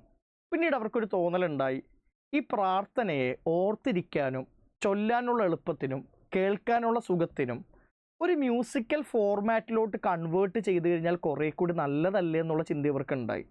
അങ്ങനെ അവരെന്ത് ചെയ്തു? സാമവേദ എന്ന് പറയുന്ന ഗ്രന്ഥം എഴുതി. ഇപ്പോൾ സാമവേദയിൽ 1810 സൂക്തങ്ങളാണുള്ളത്. ഈ 1810 സൂക്തങ്ങൾ എന്ന് പറയുന്നത് ഈ 1028 സൂക്തങ്ങളെ കൃത്യമായിട്ടുള്ള മീറ്ററാക്കി മാറ്റിയേക്കുന്നതാണ്. അതായത് ഒരു പാട്ടിൻ്റെ രൂപത്തിൽ കൃത്യമായിട്ട് എന്ത് ചെയ്തു? അതിനെ കാറ്റഗറൈസ് ചെയ്തു, കൃത്യമായിട്ട് അതിനെ അളന്ന് തിട്ടപ്പെടുത്തി മീറ്ററിൻ്റെ രൂപത്തിലാക്കി മാറ്റി. അപ്പോൾ സാമവേദ എന്ന് പറയുന്നത് എന്താണ്? It's mostly consist of prayers from the Rigveda itself. ഋഗ്വേദയിലുള്ള പ്രാർത്ഥനകൾ തന്നെയാണ് ഭൂരിഭാഗവും സാമവേദയിലും ഉള്ളത്. പക്ഷെ നിങ്ങൾ മനസ്സിലാക്കേണ്ട ഒരു കാര്യം എന്ന് പറയുന്നത് സാമവേദയിൽ കുറച്ച് ഒതൻറ്റിക് ആയിട്ടുള്ള പുതിയതായിട്ട് വന്നേക്കുന്ന സൂക്തങ്ങളുണ്ട്, ഇല്ല എന്നല്ല. But most of the suktas in Samaveda is originally taken from Rigveda. ഇതെന്താണ്? ഒരു മ്യൂസിക്കൽ ഫോർമാറ്റിലാണ്. നിങ്ങൾ നോക്കിയേ, ഈ പ്രാർത്ഥനകളെ ഒരു മ്യൂസിക്കൽ ഫോർമാറ്റിൻ്റെ രൂപത്തിലോട്ട് മാറ്റി ചൊല്ലാനുള്ള എളുപ്പത്തിന് വേണ്ടിയിട്ട് അങ്ങനെ ചെയ്തത്. പിന്നീട് കുറച്ച് നാളും കൂടി കഴിഞ്ഞപ്പോൾ ഇത് 1500 BC മാറി 1000 BC-യിലാണ് കേട്ടോ ഈ ബാക്കിയുള്ള 3 ഗ്രന്ഥങ്ങൾ വരുന്നത്. ഇനി കുറച്ചാൾ കഴിഞ്ഞപ്പോഴേക്കും കുറച്ച് ആളുകൾക്ക് തോന്നി, ഈ പ്രാർത്ഥന കൊണ്ട് നമ്മൾക്ക് ഗുണങ്ങളൊന്നുമില്ല, ബ്രാഹ്മണന്മാരായിട്ടുള്ള തങ്ങൾക്ക് ഗുണം വേണമെന്നുണ്ടെങ്കിൽ ആളുകൾ പ്രാർത്ഥിച്ചാൽ മാത്രം പോരാ, പ്രാർത്ഥനയ്ക്ക് അകമ്പടിയായിട്ട് പ്രേയേഴ്സിനോട് അക്കമ്പനി ചെയ്യുന്ന രൂപത്തിൽ റിച്വൽസും സാക്രിഫൈസസും വേണം, ആചാര അനുഷ്ഠാനങ്ങൾ വേണം. അങ്ങനെ വന്നാൽ മാത്രമേ തങ്ങൾക്ക് ഗുണം വരുള്ളൂ എന്ന് മനസ്സിലാക്കിയിട്ട് ബ്രാഹ്മണന്മാർ എന്ത് ചെയ്തു? യജുർവേദ എന്ന് പറയുന്നൊരു ബുക്ക് എഴുതി. ഋഗ്വേദക്കും സാമവേദക്കും ശേഷം എഴുതപ്പെടുന്ന ഒരു ഗ്രന്ഥമാണ് യജുർവേദ. അതിൽ റിച്വൽസിനെ പറ്റിയാണ് പറയുക. റിച്വൽസ് എന്ന് പറഞ്ഞു കഴിഞ്ഞാൽ ആചാരങ്ങൾ, അനുഷ്ഠാനങ്ങൾ, അതെങ്ങനെയാണ് നിർവഹിക്കേണ്ടത്, എങ്ങനെയാണ് ഹോമങ്ങൾ നടത്തേണ്ടത്, അതിന് വേണ്ടി എങ്ങനെയാണ് സാധനങ്ങൾ ഒരുക്കേണ്ടത്, എന്തൊക്കെ സാധനങ്ങളാണ് തീൻ്റെ ഉള്ളിലോട്ട് ഇടേണ്ടത്, ഇതെല്ലാം പറയുന്നത് യജുർവേദയിലാണ്. ഇതിൻ്റെ കൂട്ടത്തിൽ തന്നെ ആര്യന്മാർ ഇന്ത്യയിൽ വന്ന സമയത്ത് ഇന്ത്യയിൽ ഓൾറെഡി താമസിക്കുന്ന അബോറിജിനൽസ് ഉണ്ട്, നേറ്റീവ് പോപ്പുലേഷൻ ഉണ്ട്. അവർ ആര്യന്മാരെ വിളിച്ചത് ദാസ ദാസ്യു എന്നാണ്. ഈ ദാസ ദാസ്യു എന്ന് പറയുന്ന അബോറിജിനൽ ആയിട്ടുള്ള നേറ്റീവ് പോപ്പുലേഷൻ്റെ കുറേ ബിലീഫുകളും വേദങ്ങളുടെ ഉള്ളിലുണ്ട്. അത് അഥർവ വേദയിലാണുള്ളത്. അപ്പം അഥർവ വേദയിലുള്ളത് കുറേ ടാംസ്, സ്പെൽസ്, ഈ മാരണം എന്നൊക്കെ നമ്മൾ പറയില്ല, ഒടിവെക്കുക, ഇങ്ങനെയുള്ള കുറേ കാര്യങ്ങളൊക്കെ ഉള്ളത് അഥർവ വേദയിലാണ്. അപ്പോൾ ലോജിക്കലി ഇത് പഠിച്ചാൽ മതി കേട്ടോ. ഋഗ്വേദ, സാമവേദ, യജുർവേദ, അഥർവ വേദ, ഇതാണ് ഇതിൻ്റെ ക്രോണോളജിക്കൽ ഓർഡർ. ഋഗ്വേദ പ്രാർത്ഥനയാണ്. സാമവേദ എന്ന് പറയുന്നത് ആ പ്രാർത്ഥനയെ ഒരു സംഗീതത്തിൻ്റെ രൂപത്തിലോട്ട് മാറ്റിയിരിക്കുന്നു. യജുർവേദയിൽ എത്തുമ്പോഴേക്കും ഹോമങ്ങൾക്കും യാഗങ്ങൾക്കും യജ്ഞങ്ങൾക്കും ഇമ്പോർട്ടൻസ് കൊടുക്കാനായിട്ട് ബ്രാഹ്മണന്മാർ ശ്രമിക്കുന്നു. അതുവഴി അവർക്ക് ഗുണം ഉണ്ടാകുന്നത് കൊണ്ടാണ്. അഥർവവേദ എന്ന് പറയുന്നത് ബാക്കി ഇന്ത്യയിലുള്ള ആര്യന്മാരല്ലാത്ത ആളുകൾ എഴുതിയേക്കുന്ന ഗ്രന്ഥങ്ങളാണ്, അല്ലെങ്കിൽ അവരുടെ വിശ്വാസങ്ങൾ അടങ്ങിയേക്കുന്ന ഗ്രന്ഥങ്ങളാണ്. ഇനി ഞാൻ പറഞ്ഞല്ലോ, ഓരോ വേദങ്ങളെയും നമുക്ക് 4 ഭാഗങ്ങളാക്കി തിരിക്കാം. ഇപ്പോൾ ഋഗ്വേദ എന്ന് പറയുന്ന ബുക്കിന് എന്തുണ്ട്? ഒരു സംഹിത പോർഷൻ ഉണ്ട്, ബ്രാഹ്മണ പോർഷൻ ഉണ്ട്, അരണ്യക പോർഷൻ ഉണ്ട്, ഉപനിഷത്ത് പോർഷൻ ഉണ്ട്. അതേപോലെ എല്ലാ വേദങ്ങൾക്കും ഈ 4 പോർഷൻസ് ഉണ്ട്. അതിൽ സംഹിത എന്താണ്, ബ്രാഹ്മണ എന്താണ്, അരണ്യക, ഉപനിഷത്ത് എന്താണ്, അതാണ് നമ്മളിനി മനസ്സിലാക്കാനായിട്ടുള്ളത്. സംഹിത എന്ന് പറയുന്നത് കൃത്യമായിട്ട് അതിൻ്റേതായിട്ടുള്ള രൂപത്തിൽ എഴുതുന്നതാണ്. ഇപ്പം ഋഗ്വേദ സംഹിത എന്ന് പറയുന്നത് ഋഗ്വേദയുടെ തനതായ രൂപമാണ്. ഋഗ്വേദ ഒരു പോയറ്റിക് ആയിട്ടുള്ള രൂപത്തിൽ അതിൻ്റെ ഏറ്റവും ഒറിജിനലായിട്ടുള്ള എഴുത്തിനെയാണ് നമ്മൾ സംഹിത എന്ന് പറയുന്നത്. അത് ഹിംസാണ്. പിന്നീട് സംഹിത എഴുതപ്പെട്ടതിന് ശേഷം ഇതിനൊരു എക്സ്പ്ലനേഷൻ വേണമല്ലോ. ഏത് വേദഗ്രന്ഥത്തിനാണെങ്കിലും ഏത് മതത്തിൻ്റെ ഗ്രന്ഥത്തിനാണെങ്കിലും അതിൻ്റെ ഒറിജിനലായിട്ടുള്ള ആ ഒരു റൈറ്റിങ്ങിന് കുറച്ച് എക്സ്പ്ലനേഷൻ വേണ്ടേ? ബൈബിളിനും ഖുറാനൊക്കെ എക്സ്പ്ലനേറ്ററി ആയിട്ടുള്ള ഫോംസ് ഉണ്ട്. ഈ സംഹിത എന്ന് പറയുന്ന ബുക്കിനെ കുറച്ചും കൂടി എക്സ്പ്ലെയിൻ ചെയ്ത് എഴുതിയേക്കുന്ന ഗ്രന്ഥമാണ് ബ്രാഹ്മണ. ബ്രാഹ്മണന്മാർ തന്നെയാണ് ബ്രാഹ്മണ എഴുതിയേക്കുന്നത്. പക്ഷേ ബ്രാഹ്മണന്മാർ എഴുതിയത് കൊണ്ടല്ല ഇതിന് ബ്രാഹ്മണ എന്നുള്ള പേര് വന്നേക്കുന്നത്. പക്ഷേ ഈ ബ്രാഹ്മണ എന്ന് പറയുന്ന ആ ഒരു വേർഷൻ, ആ ഒരു എക്സ്പ്ലനേഷൻസ് എഴുതിയ സമയത്താണ് റിച്വൽസിന് കൂടുതൽ ഇമ്പോർട്ടൻസ് കൊടുത്തത്. ഏറ്റവും അവസാനം, വേദങ്ങളുടെ ഏറ്റവും അവസാനം എഴുതപ്പെട്ട ഗ്രന്ഥങ്ങളാണ് അരണ്യക, ഉപനിഷത്ത് എന്ന് പറയുന്നത്. അതുകൊണ്ടാണ് ഉപനിഷത്തിനെ വേദാന്ത എന്ന് വിളിക്കുന്നത്. വേദങ്ങളെ പല രൂപത്തിൽ എക്സ്പ്ലെയിൻ ചെയ്യാൻ ശ്രമിച്ചിട്ടുണ്ട്. സംഹിത വേദങ്ങളുടെ ഒറിജിനൽ ഫോർമാറ്റിലുള്ളത്, ബ്രാഹ്മണ അതിൻ്റെ റിച്വലിസ്റ്റിക് ആയിട്ടുള്ള എക്സ്പ്ലനേഷൻ, വേദാന്ത അല്ലെങ്കിൽ ഏറ്റവും അവസാനം എഴുതപ്പെട്ടേക്കുന്നത് ഉപനിഷത്തും അരണ്യകയും അത് ഫിലോസഫിക്കൽ എക്സ്പ്ലനേഷൻസ് ആണ്. പറയപ്പെടുന്നത് ക്ഷത്രിയന്മാരായിട്ടുള്ള ആളുകൾ ബ്രാഹ്മണന്മാരുടെ മേൽക്കോയ്മ തകർക്കാൻ വേണ്ടിയിട്ട് കർമ്മത്തിനല്ല പ്രാധാന്യം കൊടുക്കേണ്ടത്, ജ്ഞാനത്തിനാണെന്ന് പറയാൻ വേണ്ടിയിട്ട് എഴുതപ്പെട്ടേക്കുന്ന ബുക്കാണ് ഉപനിഷത്ത്. അതുകൊണ്ട് തന്നെ ഉപനിഷത്തിൽ it mostly talks about 2 things. One is Atman and Brahman. ആത്മാവും ബ്രഹ്മവും തമ്മിലുള്ള ബന്ധത്തിനെ പറ്റിയിട്ടാണ് ലാർജ്ലി ഉപനിഷത്ത് സംസാരിക്കുന്നത്. മനസ്സിലായോ? ഇനി ഇതല്ലാതെ വേദങ്ങൾ വായിക്കുന്നതിനും പ്രാക്ടീസ് ചെയ്യുന്നതിനും വേണ്ടിയിട്ട് വേറെയും കുറേ ബുക്കുകൾ എഴുതപ്പെട്ടിട്ടുണ്ട്. അതിൻ്റെ പേരാണ് വേദാംഗ. വേദാംഗാസും കൂടി അറിഞ്ഞാൽ മാത്രമേ വേദങ്ങൾ കൃത്യമായിട്ട് വായിക്കാനും പ്രാക്ടീസ് ചെയ്യാനും പെർഫോം ചെയ്യാനും പറ്റുള്ളൂ. ഇപ്പോൾ ഒരു ഉദാഹരണം പറഞ്ഞാൽ വ്യാകരണം അറിഞ്ഞാലല്ലേ, ഗ്രാമർ അറിഞ്ഞാലല്ലേ വേദങ്ങൾ വായിക്കാൻ പറ്റുള്ളൂ. കൽപ്പ എന്ന് പറഞ്ഞു കഴിഞ്ഞാൽ ഈ റിച്വൽസ് ഉണ്ടല്ലോ, ഹോമങ്ങൾ, യാഗങ്ങൾ, യജ്ഞങ്ങൾ, ഇതൊക്കെ ചെയ്യാൻ വേണ്ടിയിട്ട് ഹോമകുണ്ഡം ഒരുക്കണം, ഫയർ അൾട്ടാർ ഒരുക്കണം.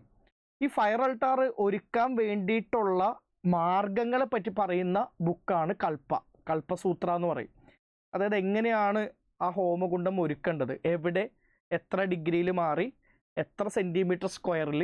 ഇന്ത്യയിൽ ഏറ്റവും ആദ്യമായിട്ട് മാത്തമാറ്റിക്സ് ഡിസ്കസ് ചെയ്യപ്പെടുന്ന ഗ്രന്ഥം എന്ന് പറയുന്നത് കൽപ്പസൂത്രയാണ്. അതേപോലെ തന്നെ ജ്യോതിഷ, അതായത് വേദങ്ങളുടെ ഉള്ളിലുള്ള ജ്യോതിഷത്തിനെ പറ്റിയിട്ട് സംസാരിക്കുന്നതാണ് ജ്യോതിഷ എന്ന് പറയുന്നത്. അപ്പം വേദങ്ങളായിട്ട് ബന്ധപ്പെട്ട വേറെയും കുറേ ഗ്രന്ഥങ്ങളുണ്ട്. അതിനെ നമ്മൾ വേദാംഗ എന്നാണ് വിളിക്കുന്നത്. ഇനി മഹാഭാരത ആൻഡ് രാമായണ. മഹാഭാരതത്തിൻ്റെയും രാമായണത്തിൻ്റെയും ഡേറ്റിങ്ങിനെ പറ്റിയിട്ട് വലിയൊരു ഹിസ്റ്റോറിക്കൽ ഡിബേറ്റ് നടക്കുന്നുണ്ട്. പല ബുക്കിലും പല രൂപത്തിലുള്ള അഭിപ്രായങ്ങളാണ് കൊടുത്തിട്ടുള്ളത്. പക്ഷെ mostly Mahabharata and Ramayana they were written from 400 BC to 400 AD. 400 BC to 400 AD കാലഘട്ടത്തിലാണ് ഏറെക്കുറെ എന്തെഴുതപ്പെട്ടേക്കുന്നത്, മഹാഭാരതയും രാമായണവും എഴുതിയേക്കുന്നത്. ഉപീന്ദർ സിംഗിൽ പറയുന്നത് രാമായണ മഹാഭാരതത്തിനേക്കാളും കുറച്ച് മുന്നേ എഴുതി തുടങ്ങിയെന്നാണ് ഉപേന്ദർ സിംഗിൽ പറയുന്നത്. റിലീജിയസ്ലി, മതപരമായിട്ടും പൊതുവെ പറയാറുള്ളത് രാമായണം ആദ്യം എഴുതപ്പെടുകയും മഹാഭാരതം പിന്നീട് എഴുതപ്പെടുകയും ചെയ്തു എന്നാണ് മതപരമായിട്ടും പറയാറുള്ളത്. പക്ഷേ S Sharma old N C R T ബുക്കിൽ പറയുന്ന ഇൻഫർമേഷൻ, അഭിപ്രായമാണ് നമുക്ക് കുറച്ചും കൂടി ഒതൻറ്റിക് ആയിട്ട് എടുക്കാൻ പറ്റുന്നത്. കാര്യം old N C R T ബുക്കിൽ പറയുന്നത് ഒരു ഒഫീഷ്യൽ ഗവൺമെൻറ് ബുക്കായതുകൊണ്ട് തന്നെ കുറേ കൂടി എന്താണ് ഒതൻറ്റിക് ആയിട്ട് എടുക്കേണ്ടതായിട്ടുണ്ട്. എസ് ശർമ്മ പറയുന്നത് Mahabharata was written earlier than Ramayana എന്നാണ് പറയുന്നത്. മഹാഭാരതത്തിന് ശേഷമാണ് രാമായണം എഴുതിയത് എന്നാണ് പറയുന്നത്. അതിൻ്റെ റീസണായിട്ട് അദ്ദേഹം പറയുന്നത് എന്താണെന്ന് വെച്ച് കഴിഞ്ഞാൽ, ഈ 1500 BC ആര്യന്മാരെത്തിയേക്കുന്നത് സപ്തസിന്ധു റീജിയനിലാണ്.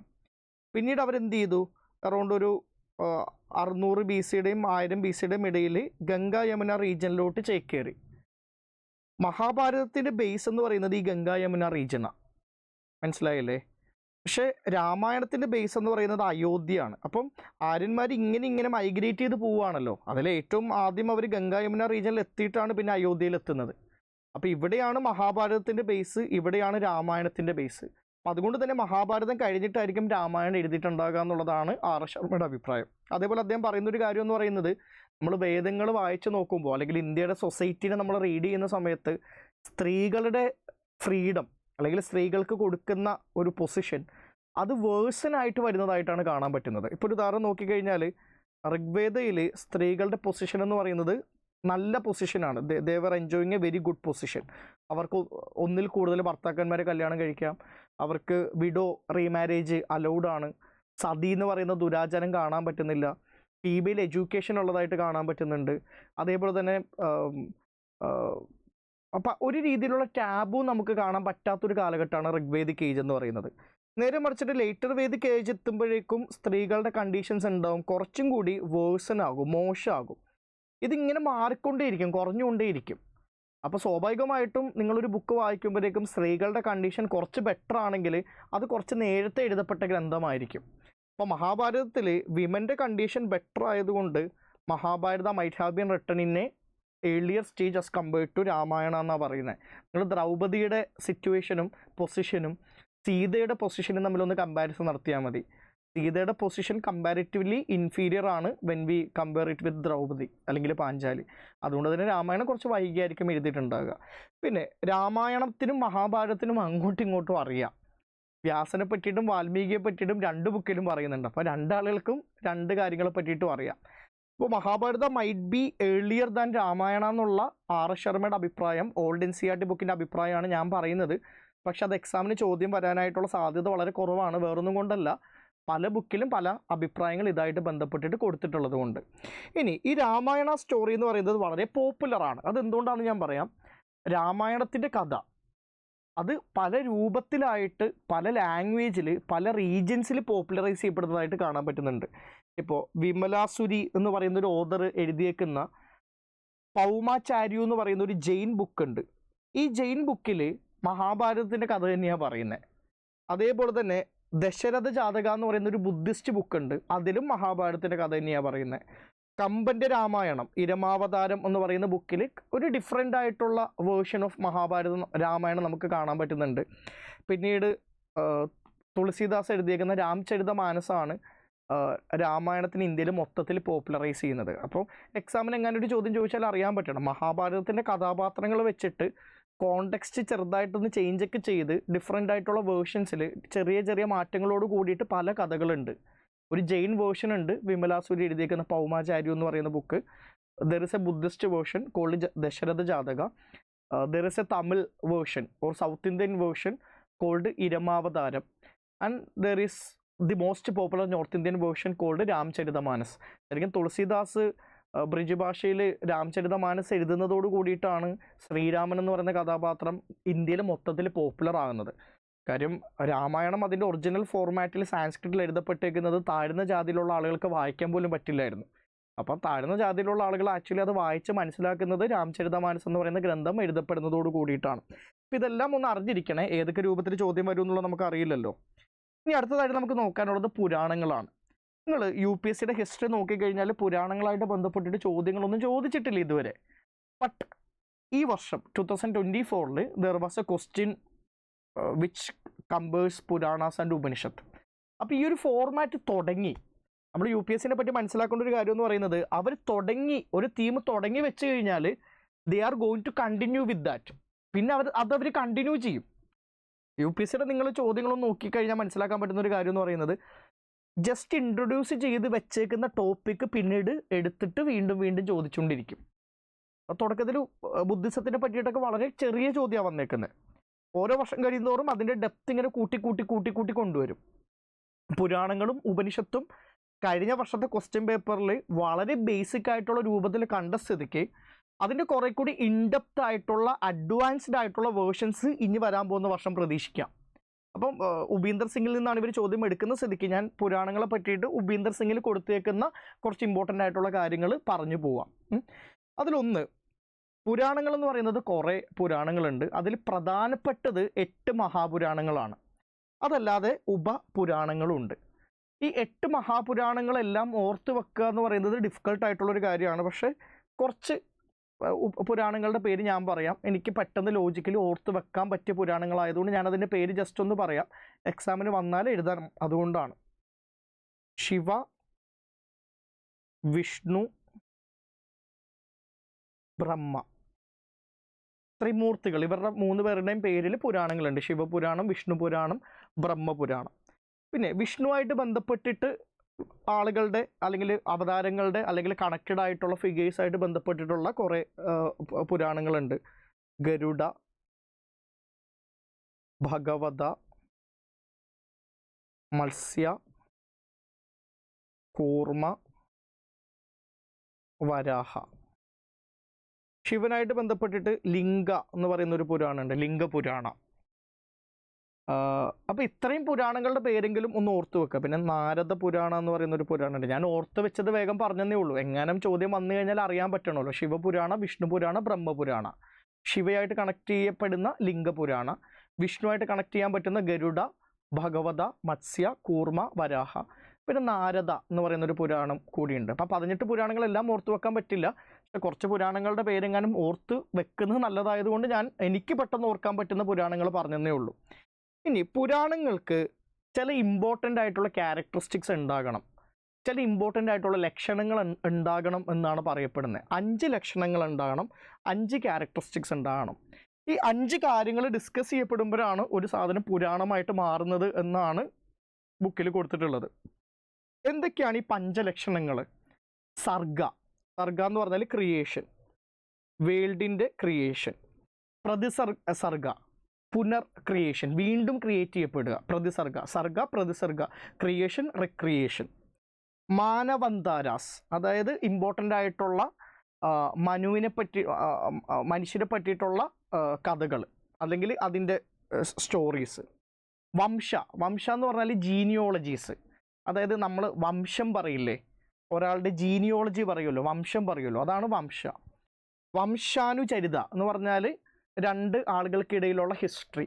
വംശാനുചരിത എന്ന് പറഞ്ഞാൽ ഹിസ്റ്ററിയാണ്, വംശ എന്ന് പറഞ്ഞാൽ ജീനിയോളജിയാണ്. മാനവന്താരാസ് എന്ന് പറഞ്ഞു കഴിഞ്ഞാൽ ഡിഫറെൻറ്റ് മനൂസിനെ പറ്റിയുള്ള കഥകളാണ്. ക്രിയേഷൻ, പ്രക്രിയേഷൻ. ഈ 5 ലക്ഷണങ്ങൾ വരുമ്പോഴാണ് ഒരു ബുക്ക് പുരാണമായിട്ട് മാറുന്നത്. പക്ഷെ ഇവിടെ നിങ്ങൾ മനസ്സിലാക്കേണ്ട കാര്യം, ഇതല്ലാതെ വേറെ പല കാര്യങ്ങളെ പറ്റിയിട്ടും പുരാണങ്ങളിൽ പറയുന്നുണ്ട്. എക്സാമിന് എങ്ങാനും ചോദ്യം വരികയാണ് പുരാണങ്ങൾ റിലീജിയസ് ആയിട്ട് മാത്രമേ സംസാരിക്കുന്നുള്ളൂ എന്ന് ചോദിച്ചു കഴിഞ്ഞാൽ തെറ്റാണ്. പുരാണങ്ങളുടെ ഉള്ളിൽ പൊളിറ്റിക്കൽ ഹിസ്റ്ററിനെ പറ്റിയിട്ടൊക്കെ പറയുന്നുണ്ട്. ശതവാഹനാസിനെ പറ്റിയിട്ട്, ഷാഗാസിനെ പറ്റിയിട്ട്, കാൻവാസിനെ പറ്റിയിട്ട്, ശുങ്കാസിനെ പറ്റിയിട്ട്, ഇവരെല്ലാവരെയും പറ്റിയിട്ട് പുരാണങ്ങളിൽ പറയുന്നുണ്ട്.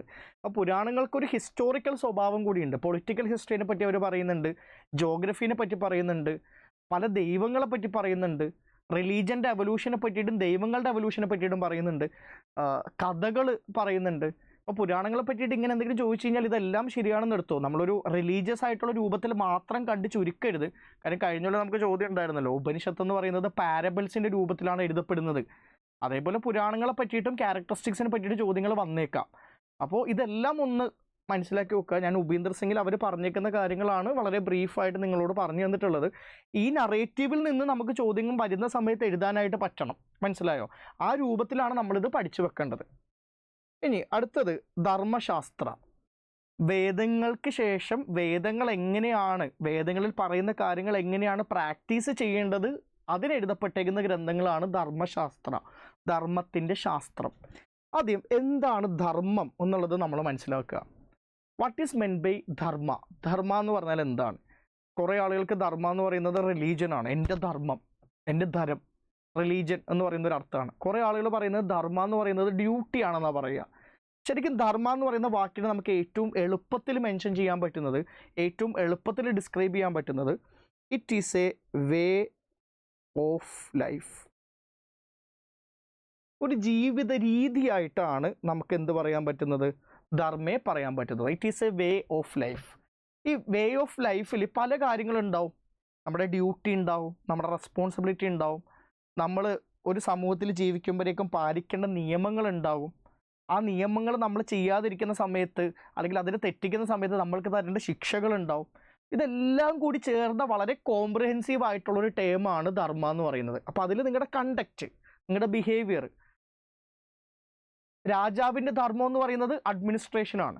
ഇപ്പം കുരുക്ഷേത്ര ഭൂമിയിൽ വെച്ചിട്ട് അർജുനനോട് കൃഷ്ണൻ പറയുന്നുണ്ട്, നീ നിന്റെ ധർമ്മം പരിപാലിക്കണം, നീ നിന്റെ ധർമ്മം ചെയ്യണമെന്ന് പറയുന്നുണ്ട്. അവിടെ യുദ്ധം ചെയ്യാനാണ് പറയുന്നത്. ഡ്യൂട്ടി എന്ന് പറയുന്ന ഒരു അർത്ഥമാണ്. രാജാവിനോട് പറയുകയാണ്, നിങ്ങൾ രാജ്യം ധർമ്മം വെച്ച് ഭരിക്കണമെന്ന് പറഞ്ഞു കഴിഞ്ഞാൽ അഡ്മിനിസ്ട്രേഷൻ നിർവഹിക്കാനാണ് പറയുന്നത്. ഇനി ശിക്ഷ കൊടുക്കുന്ന സമയത്ത് ഈ ധർമ്മത്തിനെ തെറ്റിക്കുന്നത് കൊണ്ടാണ് ശിക്ഷ കൊടുക്കുന്നത്. അപ്പം നിയമം, ഇതെല്ലാം എന്താണ്? ധർമ്മത്തിൻ്റെ ഭാഗമായിട്ടാണ് നമ്മൾ മനസ്സിലാക്കേണ്ടത്. ഇനി ധർമ്മശാസ്ത്ര എന്ന് പറയുന്ന ബുക്സിൽ 2 ടൈപ്പ് ധർമ്മശാസ്ത്രാസ് ഉണ്ട്. ഒന്ന് ധർമ്മസൂത്രാസ്, പിന്നെ സ്മൃതി. മനസ്സിലായോ?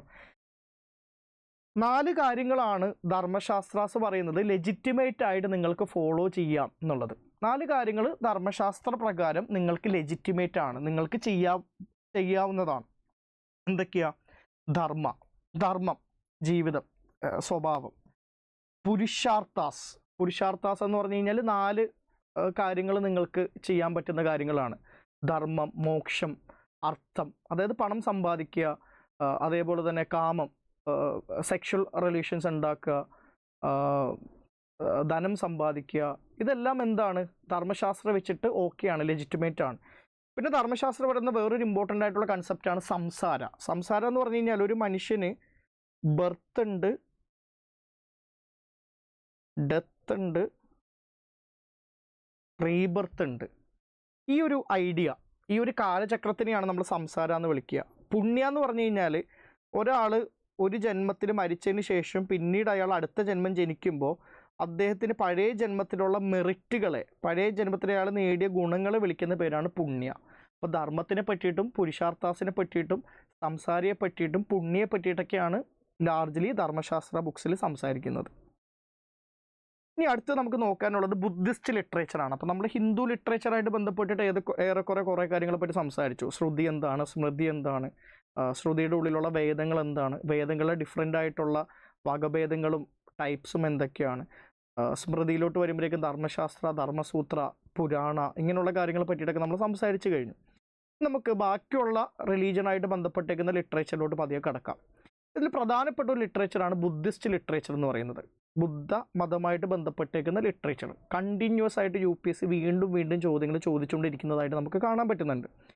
എന്തൊക്കെയാണെന്നുള്ളത് നോക്കി പോവാം. ബുദ്ധിസ്റ്റ് ലിറ്ററേച്ചറിൻ്റെ കാനോണിക്കൽ ലിറ്ററേച്ചർ, അതായത് അവരുടെ ഏറ്റവും അടിസ്ഥാനപരമായിട്ടുള്ള ഗ്രന്ഥങ്ങൾ നമ്മൾ കാനോണിക്കൽ ലിറ്ററേച്ചർ എന്നാണ് വിളിക്കുക. അതിൻ്റെ പേരാണ് ടിപിടകാസ്. ഒന്നും കൂടെ ശ്രദ്ധിക്കണേ, ടിപിടകാസ്. ആക്ച്വലി ഇത് പാലി ഭാഷയിലാണ് ടിപിടകാസ് എഴുതിയേക്കുന്നത്. ബുദ്ധൻ സംസാരിച്ച ഭാഷയും പാലിയാണല്ലോ. പാലി ഭാഷയിൽ 6 സൈലൻ്റ് ആണ്. ശരിക്കും ഇത് ത്രിപീഠകാസ് എന്നായിരുന്നു ഇതിൻ്റെ പേര്, ത്രിപീഠകാസ്. 6 സൈലൻ്റ് ആയതുകൊണ്ട് ടിപിടകാസ് എന്നായതാണ്. അപ്പോൾ 3 എന്ന് പറഞ്ഞാൽ 3 എന്നാണ് അർത്ഥം. പീഠകാസ് എന്ന് പറഞ്ഞാൽ ബാസ്ക്കറ്റ് എന്നാണ് അർത്ഥം. 3 ബാസ്ക്കറ്റ് ഓഫ് ബുക്സ് എന്നാണ് ത്രിപീഠകാസ് അല്ലെങ്കിൽ ടിപിടകാസിൻ്റെ മീനിങ്. എന്തൊക്കെയാണ് ഈ 3 baskets of books? 3 set of books ഏതൊക്കെയാണ്? സുട്ടപീഠക, വിനയപീഠക, അഭിധമ്മ പീഠക. ഈ 3 set of books, 3 basket of books എന്ന് പറയുമ്പോൾ നിങ്ങൾ മനസ്സിലാക്കണം, അത് ഒറ്റ ബുക്കല്ല. സുട്ടപീഠകയുടെ ഉള്ളിൽ കുറേ ബുക്സ് ഉണ്ടാവും, വിനയപീഠകയുടെ ഉള്ളിൽ കുറേ ബുക്സ് ഉണ്ടാവും, അഭിധമ്മ പീഠകയുടെ ഉള്ളിൽ കുറേ ബുക്സ് ഉണ്ടാവും. ഇനി ഈ സുട്ടപീഠക, വിനയപീഠക, അഭിധമ്മ പീഠക, ഈ 3 വാക്ക് നമുക്കൊന്ന് ശ്രദ്ധിക്കാം. സുട്ടപീഠക, ഞാൻ നേരത്തെ പറഞ്ഞു 6 സൈലൻ്റ് ആണ്. ഇപ്പോൾ ഒരു ഉദാഹരണം പറഞ്ഞു കഴിഞ്ഞാൽ ധർമ്മ എന്ന് പറയുന്ന വാക്ക് സാൻസ്ക്രിറ്റിൽ നിന്ന് പാലിലോട്ട് ആക്കുമ്പോഴേക്കും എന്തായി മാറും? ധമ്മ എന്ന് പറയുന്ന വാക്കായി മാറും. അതേപോലെ തന്നെ സുട്ട എന്ന് പറയുന്ന വാക്ക് എന്തിൽ നിന്നുണ്ടായതായിരിക്കും? സൂത്ര എന്ന് പറയുന്ന വാക്കിൽ നിന്നുണ്ടായതായിരിക്കും അല്ലേ? 6 പോയി, പകരം 2 ടി വന്നു. സുട്ടപീഠക, സൂത്രപീഠക നിങ്ങൾ വായിച്ചാൽ മതി. ഗൗതം ബുദ്ധയുടെ സൂത്രങ്ങൾ, ഗൗതം ബുദ്ധ നേരിട്ട് പറഞ്ഞു കൊടുത്ത കാര്യങ്ങൾ. അപ്പോൾ സുട്ടപീഠക എന്ന് പറഞ്ഞു കഴിഞ്ഞാൽ ടീച്ചിങ്സ് ഓഫ് ബുദ്ധയാണ്, ബുദ്ധൻ്റെ ടീച്ചിങ്സ് ആണ്. സുട്ട, സൂത്ര, സൂത്രങ്ങളാണ്. വിനയപീഠക എന്ന് പറഞ്ഞു കഴിഞ്ഞാൽ നിങ്ങൾക്ക് എല്ലാവർക്കും അറിയാവുന്ന ഒരു കാര്യമാണ്. ബുദ്ധമതമായിട്ട് ബന്ധപ്പെട്ടിട്ട് ഒരാൾക്ക് എന്ത് ചെയ്യാൻ പറ്റും? സംഘയിൽ ജോയിൻ ചെയ്യാൻ പറ്റും. എന്ത് ഈ സംഘ എന്ന് പറഞ്ഞാൽ? കുറേ ബുദ്ധിസ്റ്റ് മോങ്കുമാരുടെ കൂട്ടായ്മ, അതാണ് സംഘ. ഈ ബുദ്ധിസ്റ്റ് മൂങ്കുമാർ എന്ത് ചെയ്യും? എവിടെയെങ്കിലും താമസിക്കണമല്ലോ. അവർ മിക്കവാറും താമസിക്കുന്നത് വിഹാരാസിലായിരിക്കും, ഒരു റോക്കറ്റ് കേവ്സിൻ്റെ ഉള്ളിലായിരിക്കും. ഇതൊരു സോർട്ട് ഓഫ് ഒരു ആശ്രമം പോലെയാണ് അല്ലേ? ഈ ആശ്രമത്തിൻ്റെ ഉള്ളിൽ, ഈ ബുദ്ധിസ്റ്റ് സംഘയുടെ ഉള്ളിൽ ഇവർ ഒരുമിച്ച് താമസിക്കുമ്പോൾ ഇതിൽ ആണുങ്ങളും ഉണ്ട്, there will be men, there will be women. ഇവർ ഫോളോ ചെയ്യേണ്ട കുറേ റൂൾസ് ഉണ്ട്. അതാണ് വിനയപീഠകയിലുള്ളത്. അപ്പോൾ വിനയപീഠക എന്ന് പറഞ്ഞാൽ it is monastery rules.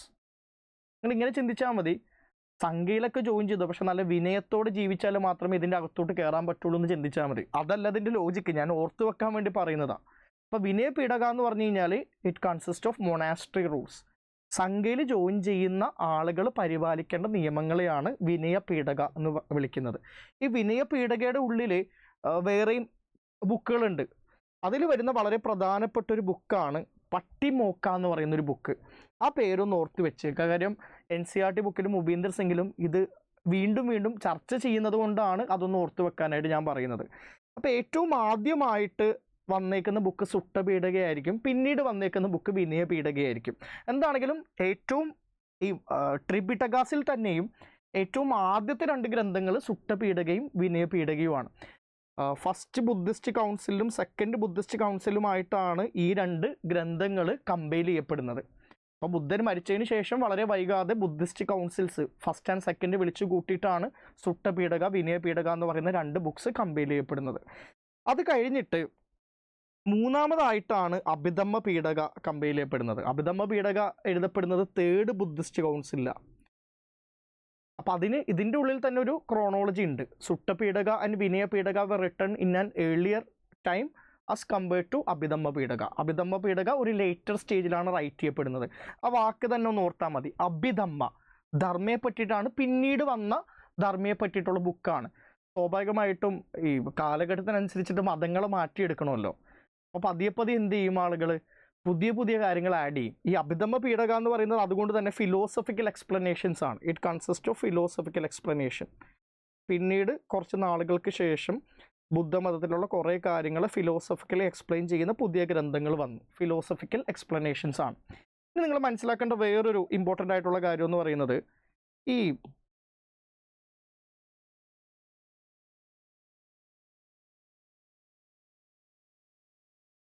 സുട്ടപീഠക, വിനയപീഠക, Abhidhamma പീഠക 3 books. ഇതിനെ ബാസ്ക്കറ്റ് എന്നല്ലേ വിളിക്കുക? 3 പീഠകാസ്. പീഠക എന്ന് പറഞ്ഞാൽ ബാസ്ക്കറ്റാണ്. അപ്പോൾ സ്വാഭാവികമായിട്ടും സുട്ടപീഠകയുടെ ഉള്ളിൽ വേറെയും ബുക്സ് ഉണ്ടാവും, വിനയപീഠകയുടെ ഉള്ളിൽ വേറെയും ബുക്സ് ഉണ്ടാവും, അഭിധമ്മ പീഠകയുടെ ഉള്ളിൽ വേറെയും ബുക്സ് ഉണ്ടാവും.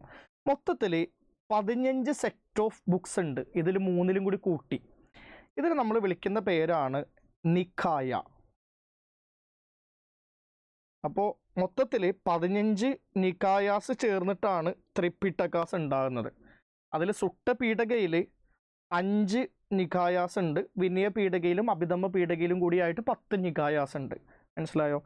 അതിൽ വളരെ പ്രധാനപ്പെട്ട ഈ സുട്ടപീഠകയിലുള്ള 5 നിക്കായാസിൽ ഞാൻ 1-2ൻ്റെ പേര് പെട്ടെന്ന് ഓർത്ത് വെച്ചിട്ടുള്ളത് പറയാം. മജ്ജിമ, അങ്കുട്ടാര, ഇങ്ങനെയൊക്കെ പറയുന്ന നികായാസ് ഉണ്ട്. ഇതിൽ വളരെ പ്രധാനപ്പെട്ട ഒരു നികായാണ് കുദ്ദക നികായ. ഈ കുദ്ദക നികായയുടെ ഉള്ളിലാണ് ജാതക സ്റ്റോറീസും തെറികഥയും വരുന്നത്. അത് ഇമ്പോർട്ടൻ്റ് ആണ്. മനസ്സിലായില്ലേ? ഈ ജാതക സ്റ്റോറീസും തെറികഥയും ഇമ്പോർട്ടൻ്റ് ആണ്. അത് എവിടെയാണ് നമ്മൾ പ്ലേസ് ചെയ്യുക എന്നുള്ളതാണ്. സുട്ടപീഠകയിൽ 5 നികായാസ് ഉണ്ട്. ഈ 5 നികായയിൽ 5ാമത്തെ നികായാണ് കുദ്ദക നികായ. ഈ കുദ്ദക നികായയുടെ ഉള്ളിൽ വരുന്നതാണ് ജാതക സ്റ്റോറീസും തെരിഗാഥയും. ജാതക സ്റ്റോറീസ് എന്ന് പറയുന്നത് ബുദ്ധൻ്റെ പാസ്റ്റ് ലൈഫുകളെ പറ്റിയിട്ടുള്ള സ്റ്റോറീസാണ്. ബുദ്ധൻ ഗൗതം സിദ്ധാർത്ഥയായിട്ട് ജനിക്കുന്നതിന് മുമ്പ് കുറേ പുനർജന്മങ്ങൾ എടുത്തിട്ടുണ്ട്. ആ പുനർജന്മങ്ങളെ പറ്റിയിട്ടാണ് ജാതക സ്റ്റോറീസിൽ പറയുന്നത്. ഓൾറെഡി പ്രിലിംസ് ക്വസ്റ്റ്യൻ ആണ്. തെറിഗാഥ എന്ന് പറയുന്നത് സ്ത്രീകളെ പറ്റിയിട്ട്, വിമൻ നൺസിനെ പറ്റിയിട്ടുള്ള അവരുടെ കുറേ പോയംസ് ആണ് തെറിഗാഥയിലുള്ളത്. ഇതെല്ലാം ഉപീന്ദർ സിംഗിലും old N C R T ബുക്കിലൊക്കെ റിപ്പീറ്റഡ് ആയിട്ട് പറയുന്നത് കൊണ്ടാണ് ഞാൻ എടുത്ത് പറയുന്നത്. ഇതല്ലാതെ വേറെയും കുറേ ഫാക്റ്റ് ഉണ്ട്. അത് പറയാതെ ഇതിൽ മാത്രമായിട്ട് ചുരുക്കുന്നത് എക്സാമിന് ഇത് കുറച്ചും കൂടി കൂടുതൽ റിലവൻ്റ് ആയതുകൊണ്ടാണ്. ഇനി ഇത് കാനോണിക്കൽ ലിറ്ററേച്ചറാണ്, അതായത് ബുദ്ധിസത്തിൻ്റെ ഏറ്റവും അടിസ്ഥാനപരമായിട്ടുള്ള ഗ്രന്ഥം. ഇതല്ലാതെ പിന്നീട് ബുദ്ധിസമായിട്ട് ബന്ധപ്പെട്ടേക്കുന്ന വേറെയും ഗ്രന്ഥങ്ങളുണ്ട്. അതും കൂടി ഒന്ന് നോക്കി പോവാം. അതിൽ പ്രധാനപ്പെട്ട ഒരു ഗ്രന്ഥമാണ് മിലിന്ദ പൻഹ എന്ന് പറയുന്ന ഒരു ഗ്രന്ഥം. ഈ മിലിന്ദ പൻഹ എന്ന് പറയുന്ന ഗ്രന്ഥം it was written in 1st century BC. നമുക്കറിയാവുന്നൊരു കാര്യമാണ്, 100 BC കാലഘട്ടത്തിൽ മൗര്യൻസിൻ്റെ ഡിക്ലൈന് ശേഷം സെൻട്രൽ ഏഷ്യയിൽ നിന്ന് ഇന്ത്യയിലോട്ട് കുറേ ഇൻവേഷൻസ് ഉണ്ടാവുകയും ഇന്തോ ഗ്രീക്സിനെ പോലുള്ള ആളുകൾ ഹിന്ദുക്കുഷിലൂടെ ഖൈബർ പാസിലൂടെ കടന്നു വന്ന് ഇന്ത്യയുടെ നോർത്ത് വെസ്റ്റ് ഫ്രോണ്ടിയറിൽ സെറ്റിൽ ചെയ്യുകയും ചെയ്തിട്ടുണ്ട്. ഈ ഇന്തോ ഗ്രീക്കിൽ പെട്ട പ്രധാനപ്പെട്ട രാജാവാണ് മെനാൻഡർ. അദ്ദേഹം ഇന്ത്യയിൽ അറിയപ്പെടുന്നത് മിലിന്ദ എന്നാണ്. അപ്പോൾ അദ്ദേഹത്തിൻ്റെതായിട്ടുള്ള റിലീജിയസ് ബിലീഫ് ഉണ്ട്. അദ്ദേഹം ഇന്ത്യയിൽ വരുന്ന സമയത്ത് ഇന്ത്യയിലുള്ള എസ്റ്റാബ്ലിഷ്ഡ് റിലീജിയൻ ആയിട്ടുള്ള ബുദ്ധിസത്തിനെ പറ്റിയിട്ട് മനസ്സിലാക്കാൻ വേണ്ടിയിട്ട് നാഗസേന എന്ന് പറയുന്ന വളരെ ഫേമസ് ആയിട്ടുള്ള ഒരു ബുദ്ധിസ്റ്റ് സ്കോളറിനെ വിളിക്കുകയും ഇവർ തമ്മിലൊരു കോൺവെർസേഷൻ ഉണ്ടാവുകയും ചെയ്തു. Menander is asking question, Nagasena is giving answer. ഇതിങ്ങനെ ഒരു ക്വസ്റ്റ്യൻ ആൻസർ ഫോർമാറ്റിൽ ഇങ്ങനെ പോയിക്കൊണ്ടേയിരിക്കുകയാണ്. അവസാനം ചോദ്യങ്ങളൊന്നും ചോദിക്കാൻ വയ്യാതെ, ഈ ക്വസ്റ്റ്യനൊന്നും ഇല്ലാതെ മെനാൻഡർ ബുദ്ധമതം സ്വീകരിക്കുന്നതായിട്ടാണ് നമുക്ക് കാണാൻ പറ്റുന്നത്. ഈ ഒരു കോൺവെർസേഷൻ, ക്വസ്റ്റ്യൻ ആൻസർ രൂപത്തിലുള്ള ആ ഒരു ഡയലോഗ്, ആ ഒരു conversation it was written as Milinda Panha. Milinda Panha എന്ന് പറയുന്ന ഒരു ബുക്കിൽ അത് എഴുതപ്പെടുന്നതായിട്ട് കാണാൻ പറ്റുന്നുണ്ട്. And that book was written by Nagasena. മിലിന്ദയും നാഗസേനയും തമ്മിൽ നടത്തിയേക്കുന്ന കോൺവെർസേഷൻ ഒരു ബുക്കിൻ്റെ രൂപത്തിൽ എഴുതപ്പെട്ടേക്കുന്നതാണ് മിലിന്ദ പൻഹ. അതേപോലെ തന്നെ ഇമ്പോർട്ടൻ്റ് ആയിട്ടുള്ള വേറൊരു ഗ്രന്ഥമാണ് നെറ്റിഗന്ധ ഓർ നെറ്റിപ്പകരണ എന്ന് പറയുന്നൊരു ബുക്ക്. എൻ്റെ പ്രൊനൗൺസിയേഷനൊക്കെ ഇങ്ങനെ തന്നെയാണോ എന്നുള്ളത് എനിക്കറിയില്ല. I am not very sure about it. വേറൊന്നും കൊണ്ടല്ല, ഞാൻ ഉപേന്ദർ സിംഗ് എന്ന് പറയുന്ന ബുക്ക് വായിച്ചിട്ട് എനിക്കറിയാവുന്നത് പോലെ ഞാനത് പ്രൊനൗൺസ് ചെയ്യുന്നതാണ്. ചെറിയ വ്യത്യാസങ്ങളൊക്കെ ഉണ്ടാകാം കേട്ടോ. ഈ നെറ്റിഗന്ധ ഓർ നെറ്റിപ്പകരണ എന്ന് പറയുന്ന book 1st century BC to 1st century AD, ആ ഒരു 200 വർഷത്തിൽ എഴുതപ്പെട്ടേക്കുന്ന ഒരു ഗ്രന്ഥമാണ്. കൃത്യമായിട്ടുള്ള ഡേറ്റ് നമുക്കറിയില്ല. ബുദ്ധൻ പറഞ്ഞ കാര്യങ്ങളെ പറ്റിയിട്ടുള്ള ടീച്ചിങ്സ് ആണ്, ബുദ്ധൻ്റെ ടീച്ചിങ്സ് ആണ് ഈ ബുക്കിലുള്ളത്. നെറ്റിഗന്ധ ഓർ നെറ്റിപ്പകരണ. ഇനി നിധന കഥ. കഥ എന്ന് പറയുന്നത് കൊണ്ട് തന്നെ നമുക്കറിയാം സ്റ്റോറി ആണെന്ന് അറിയാം. നിധന കഥ എന്ന് പറയുന്നത് ബുദ്ധൻ്റെ ആദ്യത്തെ കണക്റ്റഡ് ലൈഫ് സ്റ്റോറിയാണ്. ബുദ്ധൻ്റെ ജീവിതത്തിന് കൃത്യമായിട്ട് കണക്ട് ചെയ്യുന്ന ആദ്യത്തെ കഥ വരുന്നത് നിധന കഥ എന്ന് പറയുന്ന ബുക്കാണ്. It was written in 1st century AD. ബുദ്ധമതമായിട്ട് ബന്ധപ്പെട്ടിട്ടും ജൈനമതമായിട്ട് ബന്ധപ്പെട്ടിട്ടും റിലീജിയസ് ആയിട്ടുള്ള ലിറ്ററേച്ചറിൽ നിന്ന് കണ്ടിന്യൂസ് ആയിട്ട് ചോദ്യം വരുന്നത് കൊണ്ടാണ് ഞാനിത് പഠിപ്പിക്കുന്നത്. മാത്രമല്ല മിക്ക ചോദ്യങ്ങളും വരുന്നത് ഉപീന്ദർ സിംഗിൻ്റെ ആദ്യത്തെ 80 പേജിൽ നിന്നാണ്. ഞാൻ നിങ്ങൾക്ക് ഈ സോഴ്സൊക്കെ ഒന്ന് കാണിച്ചു തരണമെന്ന് വിചാരിച്ചിരുന്നു.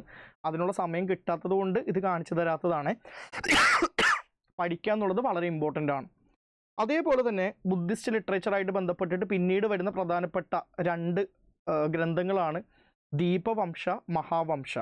അതിൽ ദീപവംശ എന്നുള്ളത് നിങ്ങൾ ശ്രദ്ധിച്ച ദ്വീപ്, ഏതോ ദ്വീപിനെ പറ്റിയിട്ടാണെന്നുള്ളത് നമുക്ക് ഏറെക്കുറെ മനസ്സിലാക്കാൻ പറ്റും. ദ്വീപിനെ പറ്റിയിട്ടാണ് ഇത് പറയുന്നത്. ശ്രീലങ്കയിൽ ഉള്ള ബുദ്ധമതമായിട്ട് ബന്ധപ്പെട്ടേക്കുന്ന കുറേ കാര്യങ്ങളാണ്. അതിൽ ബുദ്ധൻ്റെ മിത്തിക്കലായിട്ടുള്ളതും ഹിസ്റ്റോറിക്കലുമായിട്ടുള്ള കഥകളുണ്ട്. ബുദ്ധിസ്റ്റ് കൗൺസിലുകളെ പറ്റി പറയുന്നുണ്ട്. അശോകനെ പറ്റി പറയുന്നുണ്ട്. കാര്യം അശോകൻ അദ്ദേഹത്തിൻ്റെ മക്കളായിട്ടുള്ള സംഘമിത്രനെയും മഹീന്ദനെയും ശ്രീലങ്കയിലോട്ട് അയച്ചിട്ട് ബുദ്ധമതം സ്പ്രെഡ് ചെയ്യാനായിട്ടൊക്കെ ശ്രമിക്കുന്നുണ്ട്. മാത്രമല്ല ബുദ്ധമതത്തിൻ്റെ ഏറ്റവും ഇമ്പോർട്ടൻ്റ് ആയിട്ടുള്ള കുറേ ബേസിക് സാധനങ്ങൾ ശ്രീലങ്കയിലാണ് സ്പ്രെഡ് ചെയ്യപ്പെടുന്നതും കിട്ടുന്നതും. അപ്പോൾ ഇന്ത്യയിൽ മാത്രമല്ല ബുദ്ധിസ്റ്റ് ലിറ്ററേച്ചറും ബുദ്ധിസ്റ്റ് ഹിസ്റ്ററിയും ഇരിക്കുന്നത് ശ്രീലങ്കയിലും ഉണ്ട്. അതായിട്ട് ബന്ധപ്പെട്ടേക്കുന്ന 2 പ്രധാനപ്പെട്ട ബുക്സാണ് ദീപവംശ ആൻഡ് മഹാവംശ. ആ ദ്വീപ് എന്നുള്ള ആ വാക്ക്, വംശ എന്ന് പറഞ്ഞാൽ ഹിസ്റ്ററി, ജീനിയോളജി എന്നല്ലേ അർത്ഥം. മഹാവംശ, ദ്വീപവംശ. അപ്പോൾ ശ്രീലങ്കയെ പറ്റിയിട്ടും വംശം, ഹിസ്റ്റോറിക്കലായിട്ടുള്ള കാര്യങ്ങളെ പറ്റിയിട്ടും പറയുന്ന ബുക്കാണ്. അങ്ങനെ ചിന്തിച്ചാൽ പെട്ടെന്ന് അത് മനസ്സിലാക്കാൻ പറ്റാവുന്നതേ ഉള്ളൂ. അപ്പോൾ അതും ഒന്ന് ഓർത്ത് വെക്കുക. പിന്നെ അതേപോലെ തന്നെ ഈ ബുദ്ധിസ്റ്റ് നോൺ കാനോണിക്കൽ ലിറ്ററേച്ചറിൽ വരുന്ന ഈ പാലിയിൽ എഴുതപ്പെടുന്നതല്ലാത്ത വേറെ ലാംഗ്വേജിൽ എഴുതപ്പെടുന്ന ഗ്രന്ഥങ്ങളുണ്ട്.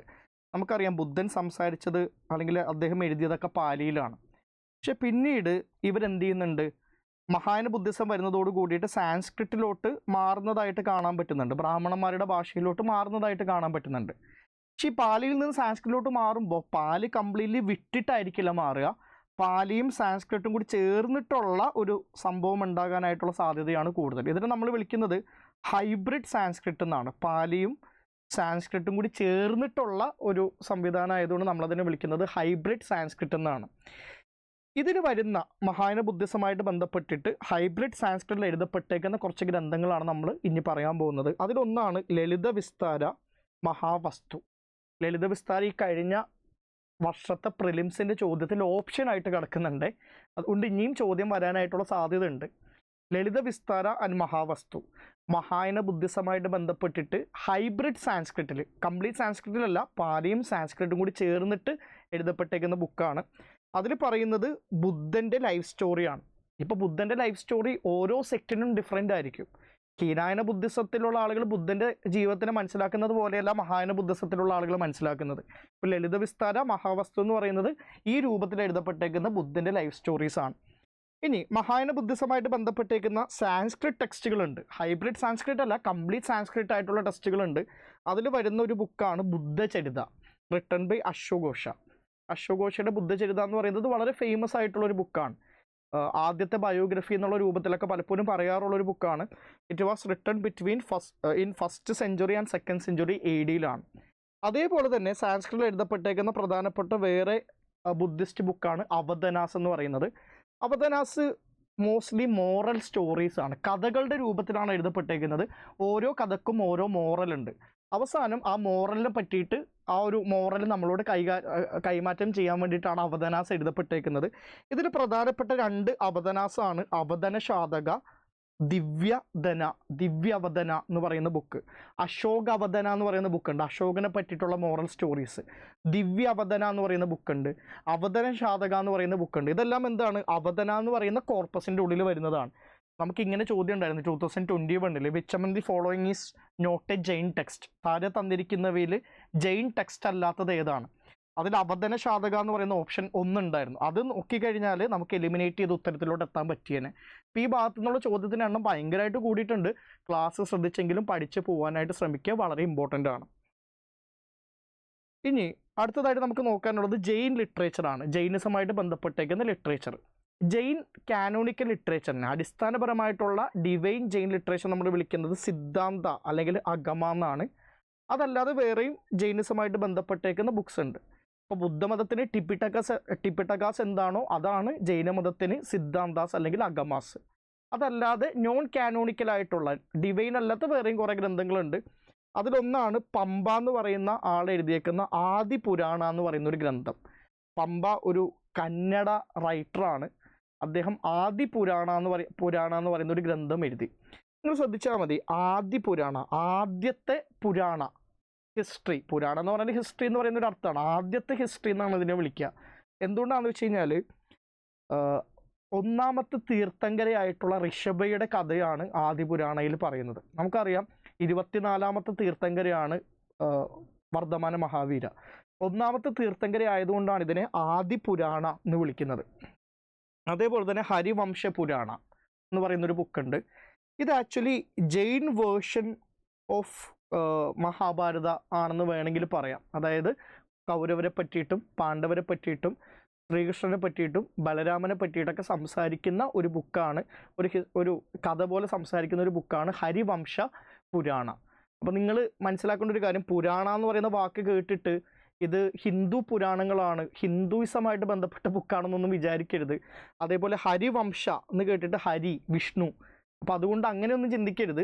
ശരിക്കും ഇത് കൃഷ്ണനെ പറ്റിയിട്ടും ബലരാമനെ പറ്റിയിട്ടും പാണ്ഡവരെ പറ്റിയിട്ടൊക്കെയാണ്, പക്ഷേ ജെയിൻ റിലേറ്റഡ് ആയിട്ടുള്ളൊരു ബുക്കാണ് ഹരിവംശ പുരാണം. പിന്നെ പരിശിഷ്ട പർവൻ എന്ന് പറയുന്നൊരു ബുക്കുണ്ട്, റിട്ടൺ ബൈ ഹേമചന്ദ്ര. ഓൾറെഡി UPSCയിൽ ഓപ്ഷൻ്റെ ഉള്ളിൽ ഈ ചോദ്യം വന്നിട്ടുണ്ട്. അതായത് ഒരു ചോദ്യത്തിൻ്റെ ഓപ്ഷൻ്റെ ഉള്ളിൽ പരിശിഷ്ട പർവനൊക്കെ ചോദിച്ചിട്ടുണ്ട്. ഈ ബുക്കിൽ സംസാരിക്കുന്നത് പല ജെയിൻ ടീച്ചേഴ്സിനെ പറ്റിയിട്ടാണ്, ജൈനമതമായിട്ട് ബന്ധപ്പെട്ട ടീച്ചേഴ്സിനെ പറ്റിയിട്ടാണ് പരിശിഷ്ട പർവ്വയിൽ പറയുന്നത്. പിന്നെ ത്രിഷഷ്ടി ലക്ഷണ മഹാപുരാണ എന്ന് പറയുന്നൊരു ബുക്കുണ്ട്, ജെയിൻ ലിറ്ററേച്ചറാണ്. ജീനസേന ആൻഡ് ഗുണഭദ്ര എന്ന് പറയുന്ന ആളുകളാണ് എഴുതിയേക്കുന്നത്. ജെയിൻ ടീച്ചേഴ്സിനെ പറ്റിയിട്ടും രാജാക്കന്മാരെ പറ്റിയിട്ടൊക്കെ സംസാരിക്കുന്ന ഒരു ബുക്കാണ്. അപ്പോൾ ഇതെല്ലാം ഏത് മതവുമായിട്ട് ബന്ധപ്പെട്ടതാണെന്നും എന്തിനെപ്പറ്റി സംസാരിക്കുന്നതാണെങ്കിലും ഇമ്പോർട്ടൻ്റ് ആണെങ്കിൽ ഓദറിൻ്റെ പേരും പഠിച്ചു വെക്കുക എന്നുള്ളത് ഇമ്പോർട്ടൻ്റ് ആണ്. ഓൾറെഡി UPSC ഓപ്ഷൻസിൽ ഇതെല്ലാം കൊടുത്തിട്ടുള്ളതാണ്, ചോദ്യം വന്നിട്ടുള്ളതാണ്. ഉപേന്ദ്ര സിംഗിൻ്റെ ആദ്യത്തെ 80 പേജസ് വളരെ ഇമ്പോർട്ടൻ്റ് ആണ്, വീണ്ടും വീണ്ടും ചോദ്യങ്ങൾ വരുന്നൊരു പോർഷനാണത്. ഇനി തമിഴ് ലിറ്ററേച്ചറായിട്ട് ബന്ധപ്പെട്ട ഇമ്പോർട്ടൻ്റ് ആയിട്ടുള്ള ബുക്കുകൾ ഏതൊക്കെയാണ്? ഞാൻ ഓൾറെഡി പറഞ്ഞു, സംഗം ലിറ്ററേച്ചർ, സൗത്ത് ഇന്ത്യയുടെ ഏറ്റവും ആദ്യത്തെ ലിറ്ററേച്ചർ സംഗം ലിറ്ററേച്ചറാണ്. It's written in Tamil language. ഈ സംഗം ലിറ്ററേച്ചറിൻ്റെ ഉള്ളിൽ പ്രധാനപ്പെട്ട 3 ഭാഗങ്ങളാണുള്ളത്. ഒന്ന് 8 തുകൈ. 8 തുകൈ എന്ന് പറയുന്നത് 8 ആന്തോളജീസ് ആണ്, 8 സമാഹാരങ്ങളാണ്, 8 ആന്തോളജീസ്. പിന്നെ പട്ടുപാട്ട് 10 സോങ്സ് ആണ്, 10 സോങ്സും 8 ആന്തോളജീസും. പിന്നെ തോൽക്കപ്പിയാം എന്ന് പറയുന്ന ഗ്രാമർ എഴുതിയേക്കുന്ന ബുക്കിൻ്റെ ഭാഗവും. നിങ്ങൾ നോക്കിയേ, 3 പ്രധാനപ്പെട്ട കാര്യങ്ങളാണ് സംഗം ലിറ്ററേച്ചറിൽ വരുന്നത്: 8 തുകൈ, 10 പാട്ട്, തോൽക്കപ്പിയ, ഗ്രാമർ, 10 സോങ്സ്, 8 ആന്തോളജീസ്. ഈ 8 ആന്തോളജീസിൽ 8 എണ്ണം ഉണ്ടല്ലോ, അതിൽ 5 ആന്തോളജി ലവിനെ പറ്റിയിട്ടും 3 സമാഹാരങ്ങൾ യുദ്ധത്തിനെ പറ്റിയിട്ടുമാണ്. ലവിനെ പറ്റിയുള്ളതിനെ നമ്മൾ വിളിക്കുന്നത് അകം എന്നും യുദ്ധത്തിനെ പറ്റി നമ്മൾ വിളിക്കുന്നത് പുറം എന്നുമാണ്. മനസ്സിൻ്റെ ഉള്ളിലാണല്ലോ, അകത്താണല്ലോ പ്രണയം, പുറത്താണല്ലോ യുദ്ധം. അങ്ങനെ വിചാരിച്ചാൽ മതി. പുറം യുദ്ധം, അകം ലവ്. അപ്പം അതുകൊണ്ട് തന്നെ ഇതിനെന്ത് വിളിക്കാം? അകം പോയംസ് എന്നും പുറം പോയംസ് എന്നും വിളിക്കാം. ഇതിൻ്റെ കോമ്പോസിഷൻ എന്ന് പറയുന്നത് starting from 2nd century BC to 3rd century AD. ആ ക്രോണോളജി കാലഘട്ടം ഒന്ന് ഓർത്തിരിക്കണം, ഇമ്പോർട്ടൻ്റ് ആണ്. ഇതല്ലാതെ പിന്നീട് തമിഴിൽ എഴുതപ്പെട്ടേക്കുന്ന പ്രധാനപ്പെട്ട ബുക്കാണ് ഒന്ന് തിരുക്കുരൽ, റിട്ടൺ ബൈ തിരുവുള്ളവർ. ഇത് എഴുതിയേക്കുന്നത് 5th century AD-ലാണ്, BC-ലൊന്നുമല്ല, AD-ലാണ്. ഇത് സംസാരിക്കുന്നത് എത്തിക്സിനെ പറ്റിയിട്ടാണ്, എത്തിക്സിനെയൊക്കെ പറ്റിയിട്ടുള്ള ബുക്കാണ്. പിന്നെ വളരെ പ്രധാനപ്പെട്ട 2 ഡ്രാമാസ് അല്ലെങ്കിൽ നോവൽസ്, ഒന്ന് ശിലപ്പതികാരം, പിന്നെ മണിമേഖലൈ. ഇതും എഴുതിയേക്കുന്നത് അറൗണ്ട് 6th century AD കാലഘട്ടത്തിലാണ് ഇത് എഴുതപ്പെടുന്നത്. പിന്നീട് ഭക്തി മൂവ്മെൻറ്റ്, ഏറ്റവും ആദ്യമായിട്ട് ഭക്തി മൂവ്മെൻറ്റ് വരുന്നത് 6th century AD-ൽ തമിഴ്നാട്ടിലാണല്ലോ. അപ്പം അതിൻ്റെ ഭാഗമായിട്ട് കുറേ ഗ്രന്ഥങ്ങൾ തമിഴിൽ ഉണ്ടാകുന്നുണ്ട്. 4000 Divyaprabandham by നാദമുനി, Alwar Vaibhavam, തിരുമുറൈ by Ambi അണ്ടാർ Nambi, പിന്നെ പെരിയ പുരാണം. അതിൽ ഈ നാത്തമുനിനെ പറ്റിയിട്ടൊക്കെ ചോദ്യം UPSC 2021-ലൊക്കെ ചോദിച്ചു. അതായത് 3 പേരുടെ പേര് തന്നിട്ട് ദിവ്നാഗ, നാത്തമുനി, വേറൊരാളുടെ പേരും ആര്യദേവ, 3 ആളുകളുടെ പേര് തന്നിട്ട് ഇവർ വൈഷ്ണവൈറ്റ് സെയിൻ്റ് ആണോ, ഷൈവൈറ്റ് സെയിൻ്റ് ആണോ, അതോ ബുദ്ധിസ്റ്റ് മോങ്ക് ആണോ എന്നുള്ള ചോദ്യമൊക്കെ വന്നിട്ടുണ്ട്. 4000 ദിവ്യപ്രബന്ധം എന്ന് പറയുന്ന ബുക്ക് എഴുതിയേക്കുന്ന നാഥമുനി എന്ന് പറയുന്നത് ഹിന്ദുയിസമായിട്ട് കണക്റ്റഡ് ആണെന്നുള്ളത് ചിന്തിക്കാവുന്നതല്ലേ ഉള്ളൂ. അപ്പോൾ ഇതൊക്കെ ഒന്ന് ഓർത്ത് വെക്കുക, ചോദ്യം വരാം. ഇത് UPSC ഈയിടെയായിട്ട് ചോദ്യം ചോദിച്ചു തുടങ്ങിയേക്കുന്ന പുതിയൊരു തീമാണ്. അത് ഐഡൻറ്റിഫൈ ചെയ്ത് പഠിക്കുക എന്നുള്ളതാണ്. ബോറിംഗ് ആണ്, ഫാക്ച്വലാണ്, പക്ഷേ എക്സാം പോയിന്റ് ഓഫ് വ്യൂവിൽ വളരെ റിലവൻ്റ് ആണ്. ഇനി ഡ്രാമാസ്, ഏൻഷ്യൻ ഇന്ത്യയിലെ ഏറ്റവും പ്രധാനപ്പെട്ട ഡ്രാമാസ്, അശ്വഘോഷ എഴുതിയേക്കുന്ന സെരിപുത്ര പ്രകരണ എന്ന് പറയുന്ന ബുക്കും സൗന്ദരാനന്ദ എന്ന് പറയുന്ന ബുക്കും വളരെ ഇമ്പോർട്ടൻ്റ് ആണ്. ഭാഷയുടെ സ്വപ്നവസവദത്ത, പഞ്ചരത്ര, ദുതവാക്യ, ബാലചരിത എന്ന് പറയുന്ന ബുക്ക് വളരെ ഇമ്പോർട്ടൻ്റ് ആണ്. കാളിദാസൻ എഴുതിയേക്കുന്ന വളരെ പ്രധാനപ്പെട്ട ബുക്കാണ് അഭിജ്ഞാന ശാകുന്തള, വിക്രമോർവശീയ, മാളവാഗ്നിമിത്ര എന്ന് പറയുന്ന ബുക്ക്. മുദ്രരാക്ഷസയും ദേവി ചന്ദ്രഗുപ്തവും എഴുതിയേക്കുന്നത് വിശാഖദത്തയാണ്. വിശാഖദത്തയുടെ ബുക്കാണ് മുദ്രരാക്ഷസ ആൻഡ് ദേവി ചന്ദ്രഗുപ്തം. അതിൽ മുദ്രരാക്ഷസയിൽ പറയുന്നത് ചാണക്യൻ്റെ തന്ത്രങ്ങളെ പറ്റിയിട്ടാണ്. ചന്ദ്രഗുപ്ത മൗര്യനെ അധികാരത്തിൽ കൊണ്ടുവരാൻ വേണ്ടിയിട്ട് ചാണക്യൻ രാക്ഷസ എന്ന് പറയുന്ന ഒരു മന്ത്രിയുടെ മുദ്രമോതിരം മോഷ്ടിക്കുന്നതിനെ പറ്റിയിട്ടാണ് മുദ്രരാക്ഷസയിൽ പറയുന്നത്. ദേവി ചന്ദ്രഗുപ്തത്തിൽ പറയുന്നത് രാമഗുപ്ത എന്ന് പറയുന്ന ഗുപ്ത രാജാവിനെ പറ്റിയിട്ടാണ്, അദ്ദേഹത്തിൻ്റെ കഥയാണ് പറയുന്നത്. അപ്പോൾ ഇത് മൗര്യൻസിനെ പറ്റിയിട്ടും ദേവി ചന്ദ്രഗുപ്തം ഗുപ്താസിനെ പറ്റിയിട്ടുള്ളൊരു ബുക്കാണ്. Both of the books were written around 6th century AD, 6th century 7th century AD-യിൽ എഴുതപ്പെട്ടേക്കുന്ന ബുക്കാണ് മുദ്രരാക്ഷസയും ദേവി ചന്ദ്രഗുപ്തയും. കാളിദാസനെ നമുക്കറിയാം, അദ്ദേഹം ഗുപ്ത കൊട്ടാരത്തിൽ ഉണ്ടായിരുന്ന ഒരു കവിയാണ്. He was the part of Navaratnas of Chandragupta second. Chandragupta സെക്കൻഡിൻ്റെ നവരത്നാസിൽ പെട്ട ഒരാളാണ് കാളിദാസ. അപ്പോൾ അദ്ദേഹത്തിൻ്റെ കൃതികൾ ഏത് കാലഘട്ടത്തിൻ്റെ പ്രൊഡക്റ്റ് ആയിരിക്കണം എന്നുള്ളത് നമുക്ക് ചിന്തിക്കാവുന്നതേ ഉള്ളൂ. 4th century AD കാളിദാസൻ എഴുതുന്നത്. അദ്ദേഹത്തിൻ്റെ ഡ്രാമാസാണ് ഞാൻ കൊടുത്തേക്കുന്നത്. അഭിജ്ഞാന ശാകുന്തള, വിക്രമോർവശീയ, മാളവികാഗ്നിമിത്ര. മാളവികാഗ്നിമിത്ര എന്ന് പറഞ്ഞാൽ മാളവികയും പുഷ്യാമിത്ര ശുങ്കയുടെ മോനായിട്ടുള്ള അഗ്നിമിത്രയും തമ്മിലുള്ള ലവ് സ്റ്റോറിയാണ്. അതങ്ങനെ ചോദ്യം ഓൾറെഡി ചോദിച്ചിട്ടുള്ളൊരു ചോദ്യമാണ്. ഇനി കാളിദാസൻ്റെ പോയംസിൻ്റെ പേരും കൂടി ഒന്ന് ഓർത്ത് വെച്ചേക്കുക. രഘുവംശ,